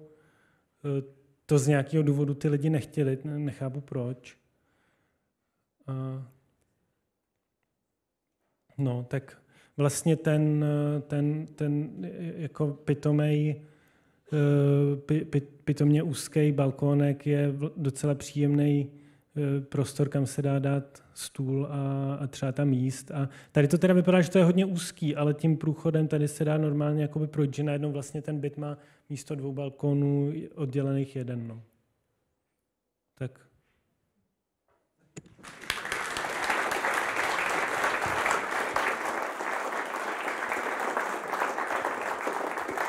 Tak já moc krát děkuji za sondu do kreativního inženýrství. Já si dám na pana statika pozor, ale bylo to super. Já vás všechny pozvu tady do diskuze. Pozvu i paní Dittrichovou, kterou hnedka představím, hned si donesu židli. Tak račte, prosím, račte se usadit sem ke mně a vy si můžete připravit své dotazy a vtipy případně. Tak já jsem tady zvu ještě teď se omlouvám, paní Jarmilu Dittrichovou. Dobrý den, paní Dittrichová, předsedkyni SVJ panelového domu v Hostivaři. To je tedy ten, který jsme zde viděli. a je s námi tedy ještě nadále paní Drápalová. Takže moc krát teda děkuju za to, že jste si udělali čas na ty prezentace a vám děkuju za to, že jste přišli. A pokud máte někdo dotaz, můžete rovnou zvednout ruku a přihlásit se. Já tady nějaké dotazy potom z publika mám a mám samozřejmě i své dotazy, ale pokud tamhle vidím, že někdo se zvedá ruku, je to tak? Hlásíte se? Ne, fotíte nás, tak se nehlásíte, tak se omlouvám. Dobře. Já se zeptám teďka rovnou na to, co jste zmiňoval na konci, že si nikdo nenechal udělat ten vstup do toho sídliště nebo do té zahrady. A to je soukromá zahrada, ale já jsem občas viděl ty vstupy z těch balkonů do těch nesoukromých zahrad, do toho veřejného prostoru. Setkali jste se s tím někdy? Proč to tak je? Mně to přišlo, že se to vyloženě nabízí, takhle posunout ten panelový dům tímto směrem. Byl tam nějaký argument, proč to nikdo nechce? To bude spíš asi otázka na... Určitě i na paní Dittrichovou, mě to zajímá, protože třeba na Solidaritě, kde bydlím já, tam to občas je, když má někdo oplocenou tu zahradu, ale taky se to občas nevidí, jakože vyloženě někdo to zazdí to okno a nechce tam nic společného s tím. Myslím, že může to být jako strach z něčeho, nebo jakoby obava o to své soukromí, o ten svůj prostě obývák, no. Hlavně, aby mi do něj nikdo neviděl a... Tak poprosím na mikrofon, paní Dittrichová, jestli můžu. Je to takhle slyšet? Je to tak, skutečně. Prostě je nás tam 16 a to ještě štěstí, že nás jenom 16 a každý je jiný a každý má prostě jiný ty požadavky. Já jsem si myslela, že ti lidi v tom přízemí jsou určitým způsobem znevýhodnění, protože ty jejich světelné podmínky jsou tam horší. A takže jim nabídneme to, že v rámci toho projektu by se jim vlastně udělaly ty schůdky do ty zahrady. Ale každý to cítí trochu jinak. Já osobně, kdyby bydlela v přízemí, tak bych byla šťastná, že prostě ty schůdky tam jsou. Já bych je dokonce využívala, asi bych na nich i seděla.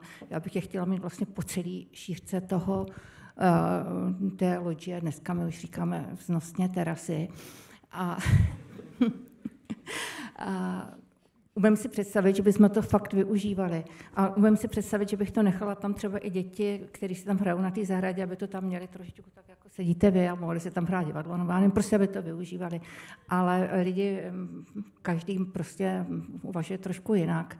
No, pak jsme dostávali otázky, jestli bychom to nemohli zasklít, aby byli ve větším bezpečí, dokonce jestli bychom tam nemohli dát mříže, aby byli ve větším bezpečí. A to jenom teda chci říct, viděli jste asi, jak jsou situované ty domy. My nejsme přímo na sídlišti, my jsme ještě v té staré zástavbě a tam okolo nás jsou taky zahrady a do těch zahrad prostě jsou normálně schůdky, ty lidi se nebojí v těch velkách, tak jako nechápu úplně jako ty obavy, ale prostě musíme s tou... Vy jste zmiňovala, že vás tam jenom 16, takže to je taková malá komunita, ale spojil vás ten projekt nějakým způsobem? Určitě. Poznali jste se u toho trošku? No tak my už se známe dlouho, protože ten dům má takovou zvláštní historii a právě proto k němu máme tak obrovský vztah. Ten dům před 50 lety stavěli naši tatínkové, nebo dokonce někteří ti vlastníci, kteří to stavěli, tam ještě jsou a prostě máme k němu velmi vřelý vztah k tomu domu. A vyrůstali tam několik generací dětí. Není to prostě takový anonymní dům a prostě po celou tu dobu té rekonstrukce toho domu, tak tam silně zněla jedna věc, jako vlastně to začalo tím, možná bych řekla, že když jsem viděla ty realizace okolo a realizace na našem sídlišti, které je taky vlastně malé a celkem příjemné a prostě nebyla jsem s tím spokojená. A ptala jsem se proč a co to těm vlastně lidem přináší a opravdu jim to přineslo ty úspory a co s těma úsporama teda dělají, zkvalitnilo jim toto bydlení, jako jsem si dávala tyhle otázky a pak jsem viděla v cizině, že existují úplně jiné realizace a nemusí se jezdit daleko, stačí zajet do Drážďan třeba. A pak jsem samozřejmě viděla ten dům v té Paříži a to bylo teda naprosto jako důležité rozhodnutí. A vlastně po celou tu dobu těch dlouhých 7 let se tím projektem táhne jedna otázka, nemůžeme my to dělat jinak? Je to opravdu to jediné správné řešení, to, co vidíme okolo sebe? A když jsem viděla ten dům v té Paříži, já vím, že se to nedá úplně jako přenést, tak jsem si říkala, jestli chci, aby jsme to udělali jinak, tak já musím teda víc z toho svého pohodlí a musím se do toho čela vlastně toho domu postavit a odpracovat to. Tak jsem získala si důvěru těch lidí a důvěru potom toho zbytku toho výboru a vzala jsem to na sebe. Opravdu to bylo hodně práce, víc než kolik jsem si myslela. Já k tomu určitě gratuluju, byl to odvážný krok, takže je dobře, že jste to udělala. Ohledně komunity se chci zeptat i paní Drápalové, protože to, co vy jste nám ukazovala, tak je projekt, který ovlivňuje, nebo ten přístup k tomu sídlišti je něco, co ovlivňuje opravdu velkou spoustu lidí. Máte pocit, že lidé našli pro tu revitalizaci toho okolí stejné nadšení, jako jsme viděli od vás? Vidí to stejně? Nebo mají někde možnost vidět těch 20 let nějak pohromadě? Máte tam třeba nějakou galerii, která ukazuje ty jednotlivé změny, aby si lidé nepředstavovali jenom to rozkopané sídliště, které si pamatovali, ale aby viděli opravdu, jak se to postupně mění?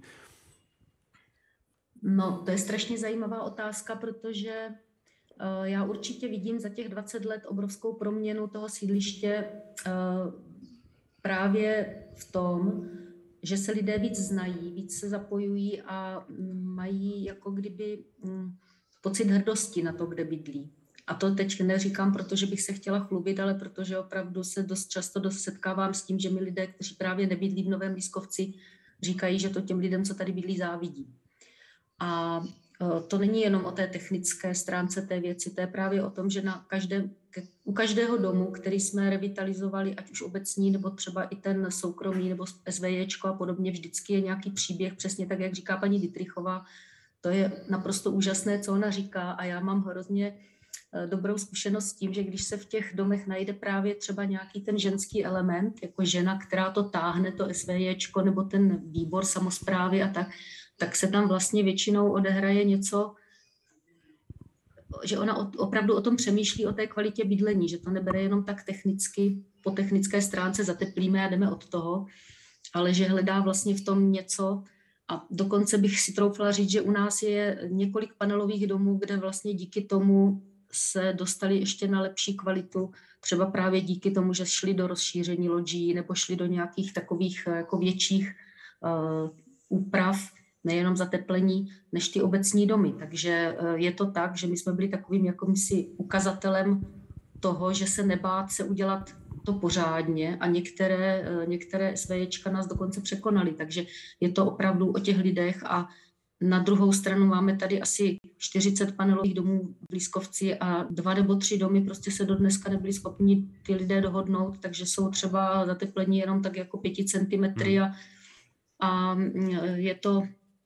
je to prostě individuální dům od domu a já mám to štěstí a tu čest, že jako starostka vlastně skoro všechny tady ty skupiny a ty lidi znám, takže vím, s jakými problémy se potýkají a dokonce jsem teď poslouchala tu předchozí přednášku velice zaujatě, protože vždycky na něco narazíte, jo? Ať už na hasiče, nebo narazíte třeba na těch veřejných prostor, dost často na dopravní policii, kdy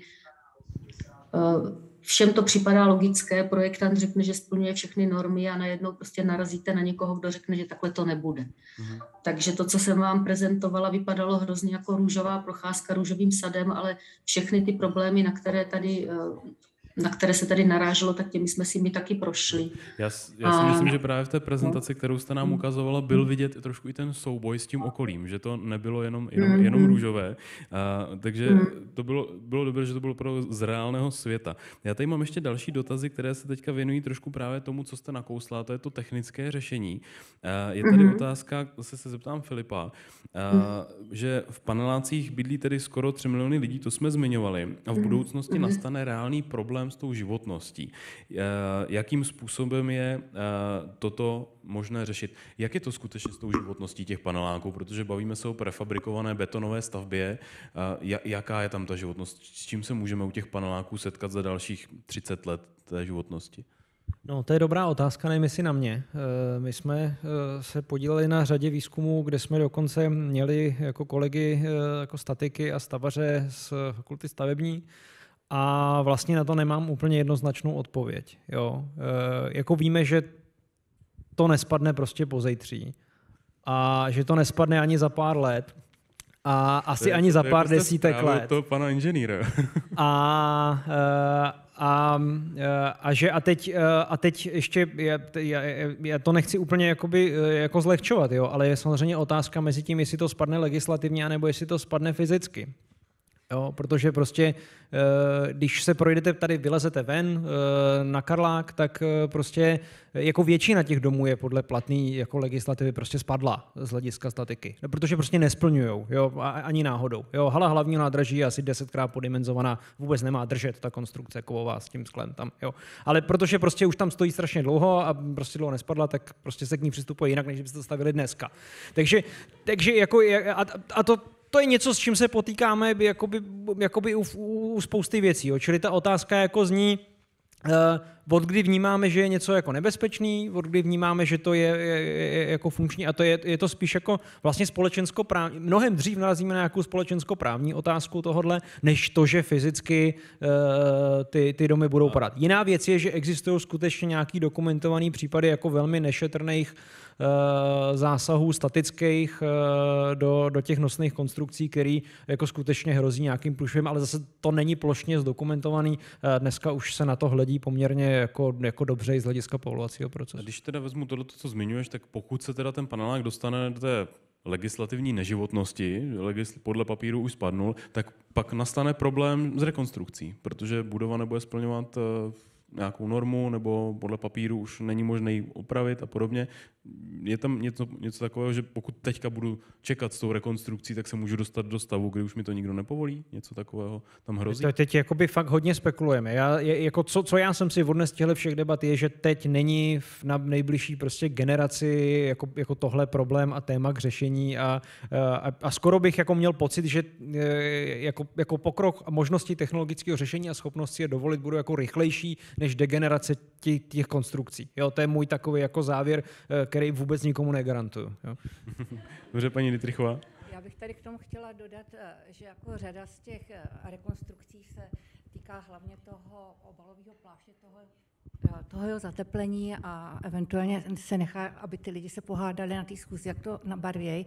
Ale my jsme, jak říkám, na to šli jinak. A my jsme si říkali, a celou tu dobu se to tím táhlo, co vlastně děláme. A odpověď byla, my chceme udělat to nejlepší pro ten dům, aby co nejdéle vydržel a aby se nám v něm bydlelo. A proto, i když to vypadá, že to je vlastně maličkost, jenom to rozšíření loďí, ale to, že se tam dali ty konzole a že se zpevnili ty loďie, tak my jsme pro ten dům udělali strašně moc. A to, že někdo říká, že ty domy nevydrží, my jsme tam vyřezávali, snižovali jsme ty parapety.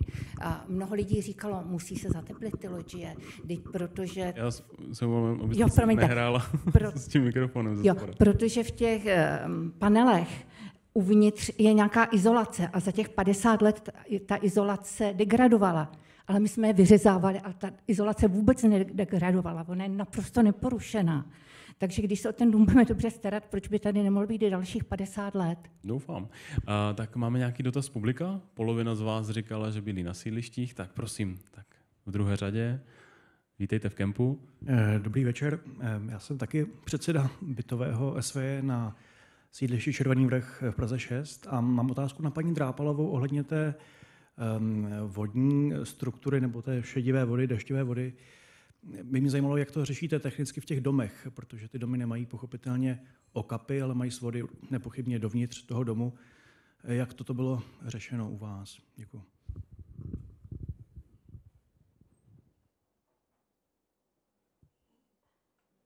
Tak já vás poprosím zapnout mikrofon. Paní Drápalová. Nemám. Já mám zaplý. A už vás slyšíme. Takže děkuju. Samozřejmě každé sídliště má trošičku jinou tu vodohospodářskou infrastrukturu. Skutečně u nás je to tak, že středem domu vede svod ze střechy až do dešťové kanalizace. My jsme to jezírko napojovali až na tu dešťovou kanalizaci mimo ty domy. Ta koncepce hospodaření s dešťovými vodami, tu jsme začali prioritně řešit u veřejných budov, jako jsou školy, školky, protože pokud to řešíte na svém pozemku, což pro obec je teda výrazně jednodušší samozřejmě, protože většina těch pozemků okolo těch domů jsou obecní, tak nemusíte řešit složitě ty majetkoprávní věci, ale máme tady i jeden projekt garáží vlastně soukromníků, se kterými pracujeme na dohodě, aby ta voda dešťová z té střechy mohla být vlastně svedena na ten obecní městský pozemek a využívána tam z toho městského pozemku. Takže je to vždycky na dohodě těch vlastníků a Technicky to není vůbec jednoduché, právě protože třeba u toho jezírka, jak jsem vám ukazovala, ty výkopy a ty jako velké stavební práce, tak to bylo právě způsobeno tím, že ta dešťová kanalizace většinou vede dost hluboko pod zemí a že dostat tu vodu jakoby zpátky není vůbec jednoduché. Takže individuálně, případ od případu, podle mého názoru, nejde to prostě plošně nejde poradit všem, aby to bylo všude stejné. Hlavně taky je důležité, že někde je třeba kanalizace oddílná a někde je kanalizace jako splašková a dešťová dohromady, takže tam potom je to ještě asi o hodně komplikovanější. Jestli můžu poprosit k tomuhle doplnění, my jsme to už v předchozích přednáškách řešili, že pokud na sídlištích nebo jiného developmentu vznikne podobná infrastruktura, že potom problém se správou, že někdy pokud je to soukromý investor, pak musí předávat tu infrastrukturu správě městu a podobně. Předpokládám, že tady je tedy investorem městská část. Kdo se o tu infrastrukturu teďka stará, o to jezírko a o všechno, co jste ukazovala, co bylo v těch výkupech? Městská část. Stará se o to městská část, protože žádný správce té infrastruktury veřejné to nechtěl do správy vzít.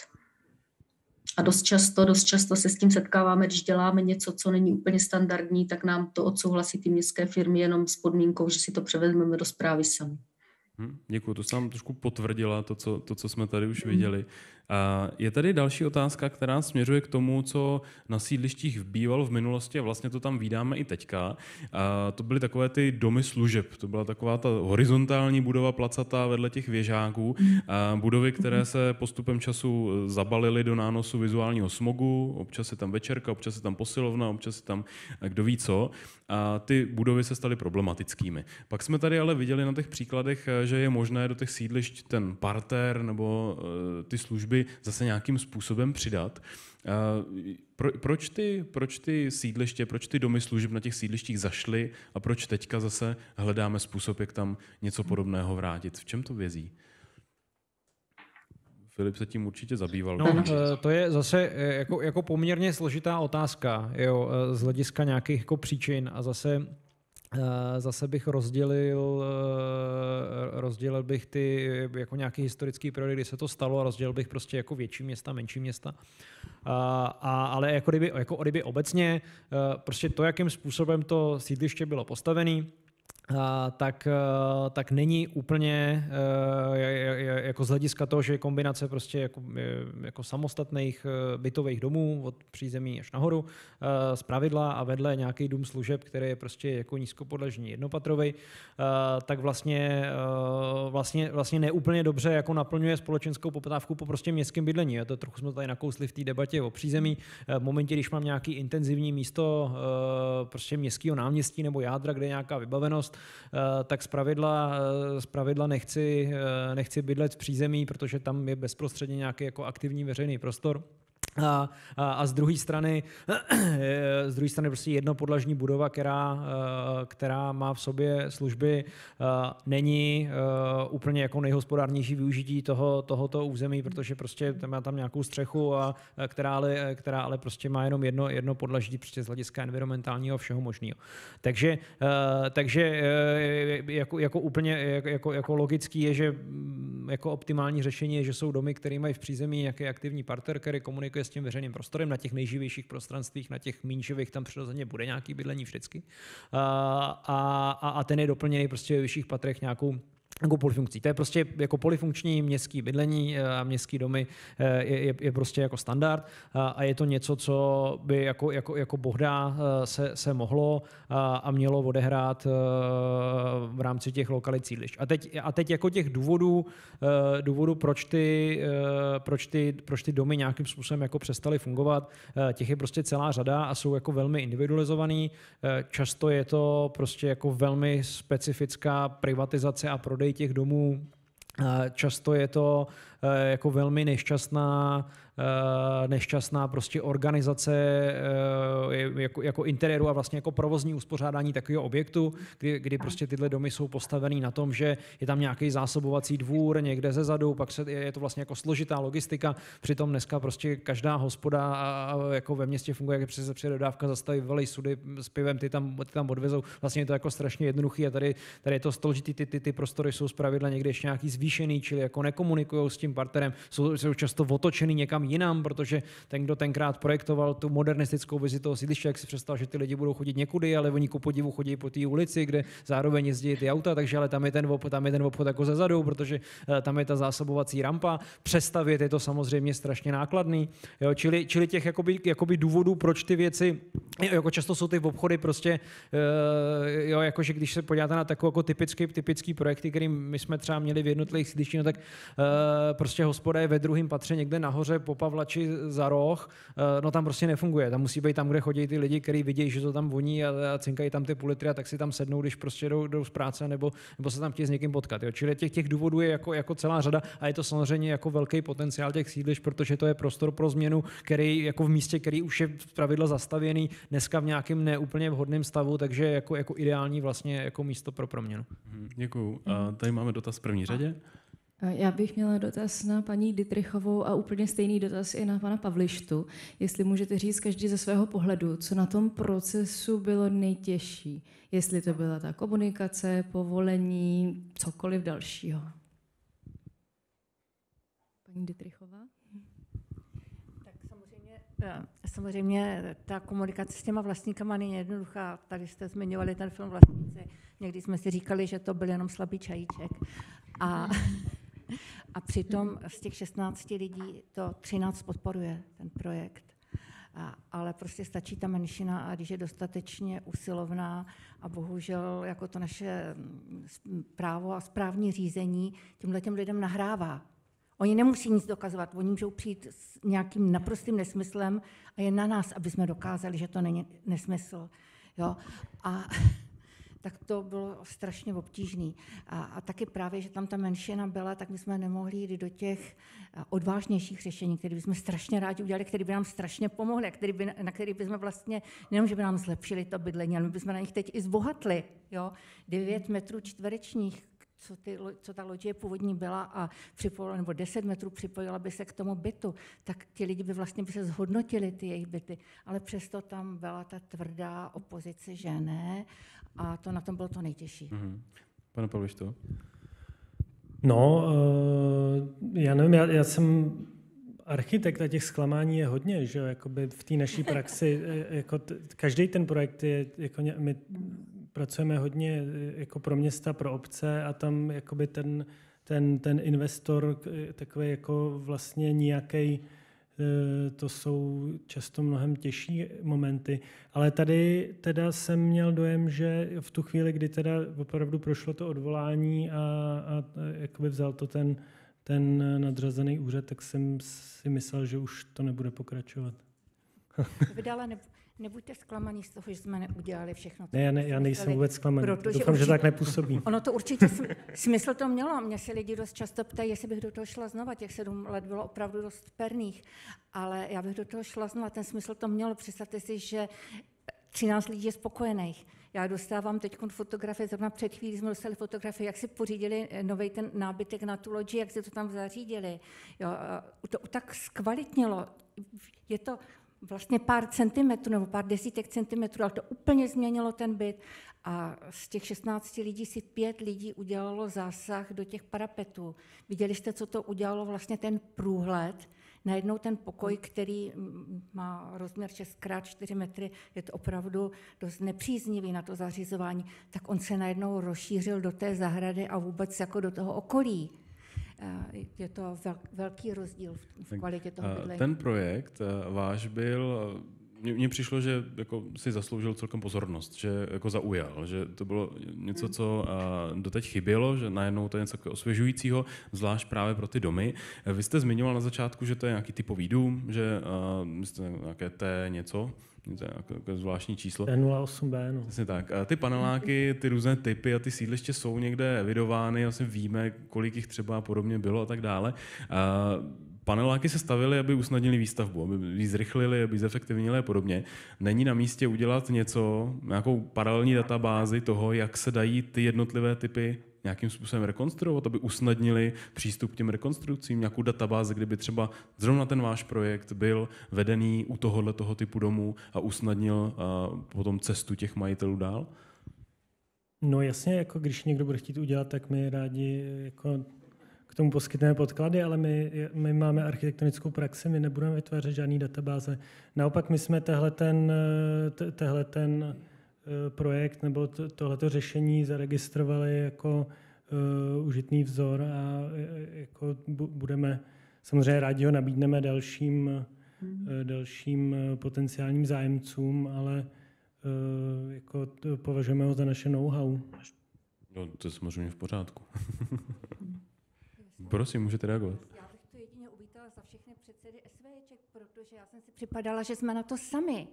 My jsme nic nenacházeli. Já jsem otevřela internet, hledala jsem rekonstrukce a našla jsem nabídky stavebních firm, které vám říkají, my vám zateplíme, my vám uděláme termosnímek, který vyděsí všechny vlastníky, protože to tam září všema barvama, a když se ho přečtete, tak zjistíte vlastně, že je mezi nimi rozdíl třeba jenom 4 stupně mezi chodníkem a oknem, ale dobře. Zateplíme vám, uděláme vám okna, my vám zajistíme stavební povolení, my vám zajistíme dotaci, a my vám zajistíme úvěr. No tak samozřejmě ti předsedové většinou na to kývnou. Kdo se bude 7 let dohadovat s vlastníky? Ale ty paneláky přece byly stavebnice. Já jsem za tu dobu se toho musela tolik o nich naučit. A na ty stavebnice se přece dají udělat nějaký typový řešení. Mě by tak strašně pomohlo to, co jsem slyšela tady. Já jsem vůbec nevěděla, že se tím někdo zabývá. Pro tu širokou veřejnost vůbec ty informace nejsou dostupné. A zeptám se, jestli máme ještě nějaký další Pardon, dotaz. jestli to můžu jenom Určitě, za sebe doplnit jenom rychle. Já si myslím, že jako ta panelová výstava vyloženě jako volá po nějakým takovýmhle vlastně jako systematizování. Ale ono je prostě nejdřív potřeba mít tu poptávku. Nejdřív je potřeba mít prostě 10 takových jako super příkladů. Ty věci si ošahat, vyzkoušet a pak z toho může začít vznikat databáze. Jo, on se to nedá dělat dopředu. Když si vemete, teď se bavíme o prostě skvělém řešení jako doplnění lodží, když si vemete prostě třeba zásahy v rámci interiérových přestaveb, tak dneska od jako skvělých lidí ze stavárny existuje řada metodik, kde si v knihovně najdete prostě váš typ paneláku a je tam jako předkousaný, kde se dá udělat dobře stavební otvor, kde ne, tím, že jako, a pak už jako vlastně je mnohem jednodušší prostě práce s tou statikou. Čili tam, kde existuje nějaký penzum jako zkušenosti, což se v těch interiérových jako změnách stalo, tak tam ty metodiky skutečně jsou a v momentě, myslím si, že když jako vznikne ta poptávka jako širší, takovýhle typ realizací se začne jakoby odehrávat častěji, tak je to přesně příležitost pro to, aby se tohle odehrálo. Ale ještě k tomu řeknu teda jakoby druhou věc a to jenom jako z druhé strany varování, pozor, ano, ty domy jsou jako vysoce typizovaný a prefabrikovaný, ale zároveň jako zpravidla stojí ve velmi odlišném urbanistickém kontextu, nějaký orientaci ke světovým stranám, vlastnictví toho pozemku, svažitosti terénu, který na ně navazuje a ono to velmi významně ovlivňuje potom to řešení. V momentě, když se dotýkáme tím řešením toho exteriéru a těch návazností, tak najednou hraje významnou roli ten okolní kontext a ta místní situace. Skvěle. Prosím. Přednášky velice obohacující. Možná bych měl tak přehnaně složitý dotaz na závěr. Pana architekta Pavlišty bych se chtěl zeptat, vy jste na konci, nebo možná na začátku zmínil, že považujete tu privatizaci paneláků za dobrou, že vlastně to je ten důvod, proč ta sídliště jsou hodnotná. Je to tak? Já jsem to chtěl jakoby naťuknout, já nejsem sociolog, já tohleto jako nevím, ale říkám si, že to může být jeden z důvodů, proč se z těch sídlišť tady jako v Čechách nebo v Československu nestávají jako ghetta a vyloučené lokality tak často jako třeba na západě. No. Je to něco, co ty vlastně taky trošku potvrzoval. Já k tomu vlastně jakoby několik komentářů. Já si myslím, že to je prostě fakt. s kterým je potřeba pracovat a on sebou jistě nese prostě pozitiva a jistě sebou nese negativa. A prostě v nějaký moment to bylo jako politicko-společenské rozhodnutí, který jako jistě pomohlo uvolnit velké množství finančních prostředků do jako technických renovací toho domu a z tohohle jako pohledu je to jako významně jako úspěšný krok. Má to ale zase nějaký B, který sebou nese nějakou jako velmi komplikovanou, prostě mnohem komplikovanější organizaci a správy toho území a spoustu hráčů pro nějaký jako komplexnější prostě proměnu. To je jakoby druhý aspekt a pak je třetí aspekt a to je to, jako jak se to udělalo. Takže prostě někde se to prodalo i s těma předzahrádkama, někde to zůstalo jenom ty samotné domy a teď je to jako složitější ještě v tom, že to jako vygenerovalo to do určitý míry situaci a teď se omlouvám za, nevím, kolik máme času, řeknu jako lehce politicky kontroverzní věc, ale vyvolalo to jako situaci, kdy významné množství jako obyvatel a majitelů těch bytů bydlí v situaci, kdy získalo za relativně levné peníze jako bydlení, investovalo do toho nějaké svoje prostředky, ale zároveň ta jako privatizace těch domů a status quo ve veřejném prostoru jako vytvořilo situaci, kdy jsou vlastníci nemovitostí, pro který jako veřejná správa v prostřednictví městské části a města vytváří jako servisní organizaci, která se stará o parkování, o předzahrádky. A teď je to jako do určitý míry jako zvláštní vztah, který prostě je potřeba moderovat v tom prostoru a je to prostě fakt, s kterým musíme umět správně pracovat. Je to 100%. Já ještě teda malou poznámku k tomuhle, že jo, právě jakoby mám dojem, ale jako ty mě určitě třeba doplníš, jo? Nebo teď nevím, jestli si tykáme nebo vykáme, pardon. Si tykáme, já jsem Filip. David.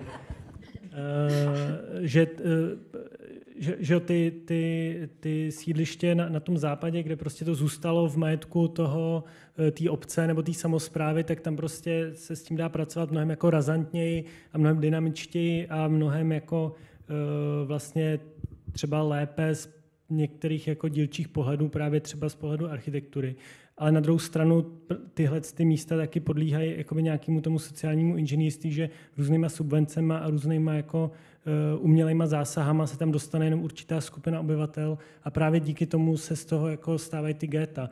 A díky tomu, že my tady máme teda jakoby tu vlastnickou strukturu velmi diverzifikovanou a velmi složitou, tak tím jako ta skladba toho obyvatelstva je tam jako na tom sídlišti zakotvená v nějaký svý jako pestrosti. No.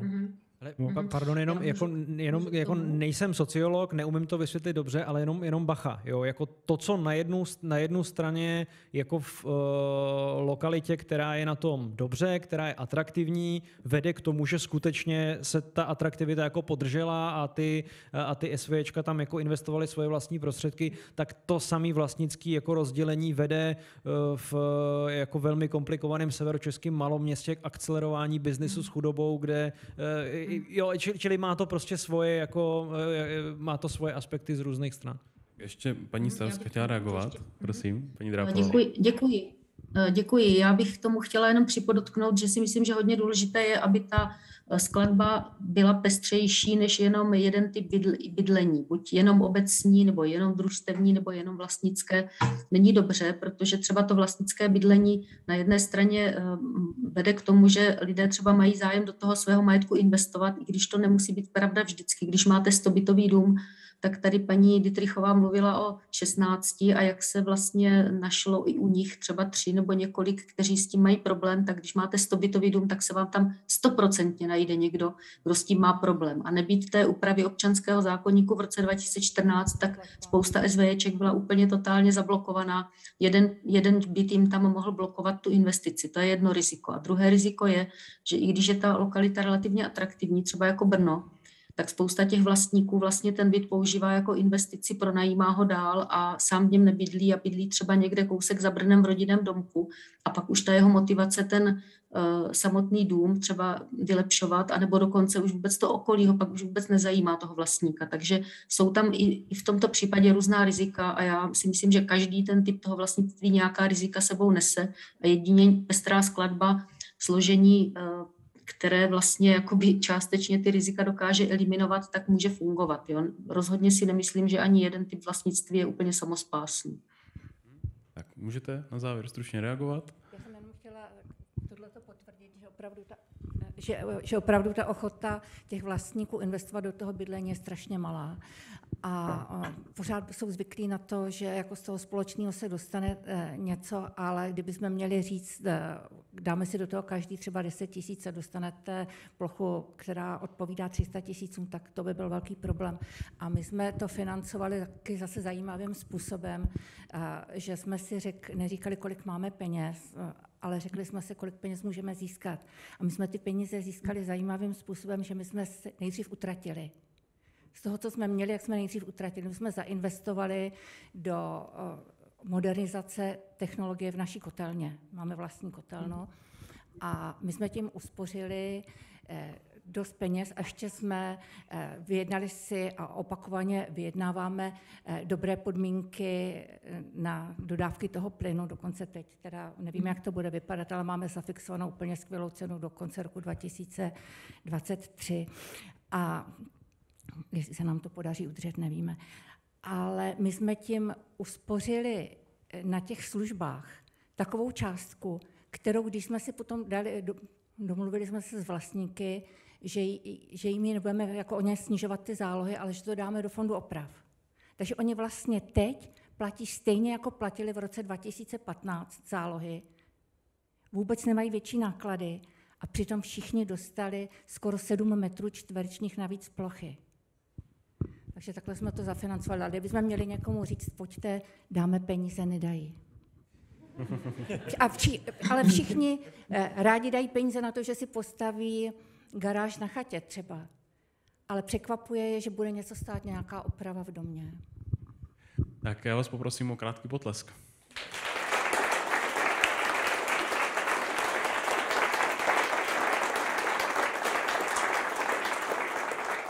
Tak to byly 4 přednášky Rethink Architecture sídliště. My budeme samozřejmě brzo se pokračovat, sledujte náš program. Jak jsem zmiňoval, akce probíhala ve spolupráci s Radou pro šetrné budovy a s Rethink Architecture.cz, kde najdete právě ty záznamy z přednášek a e-book, který si můžete stáhnout.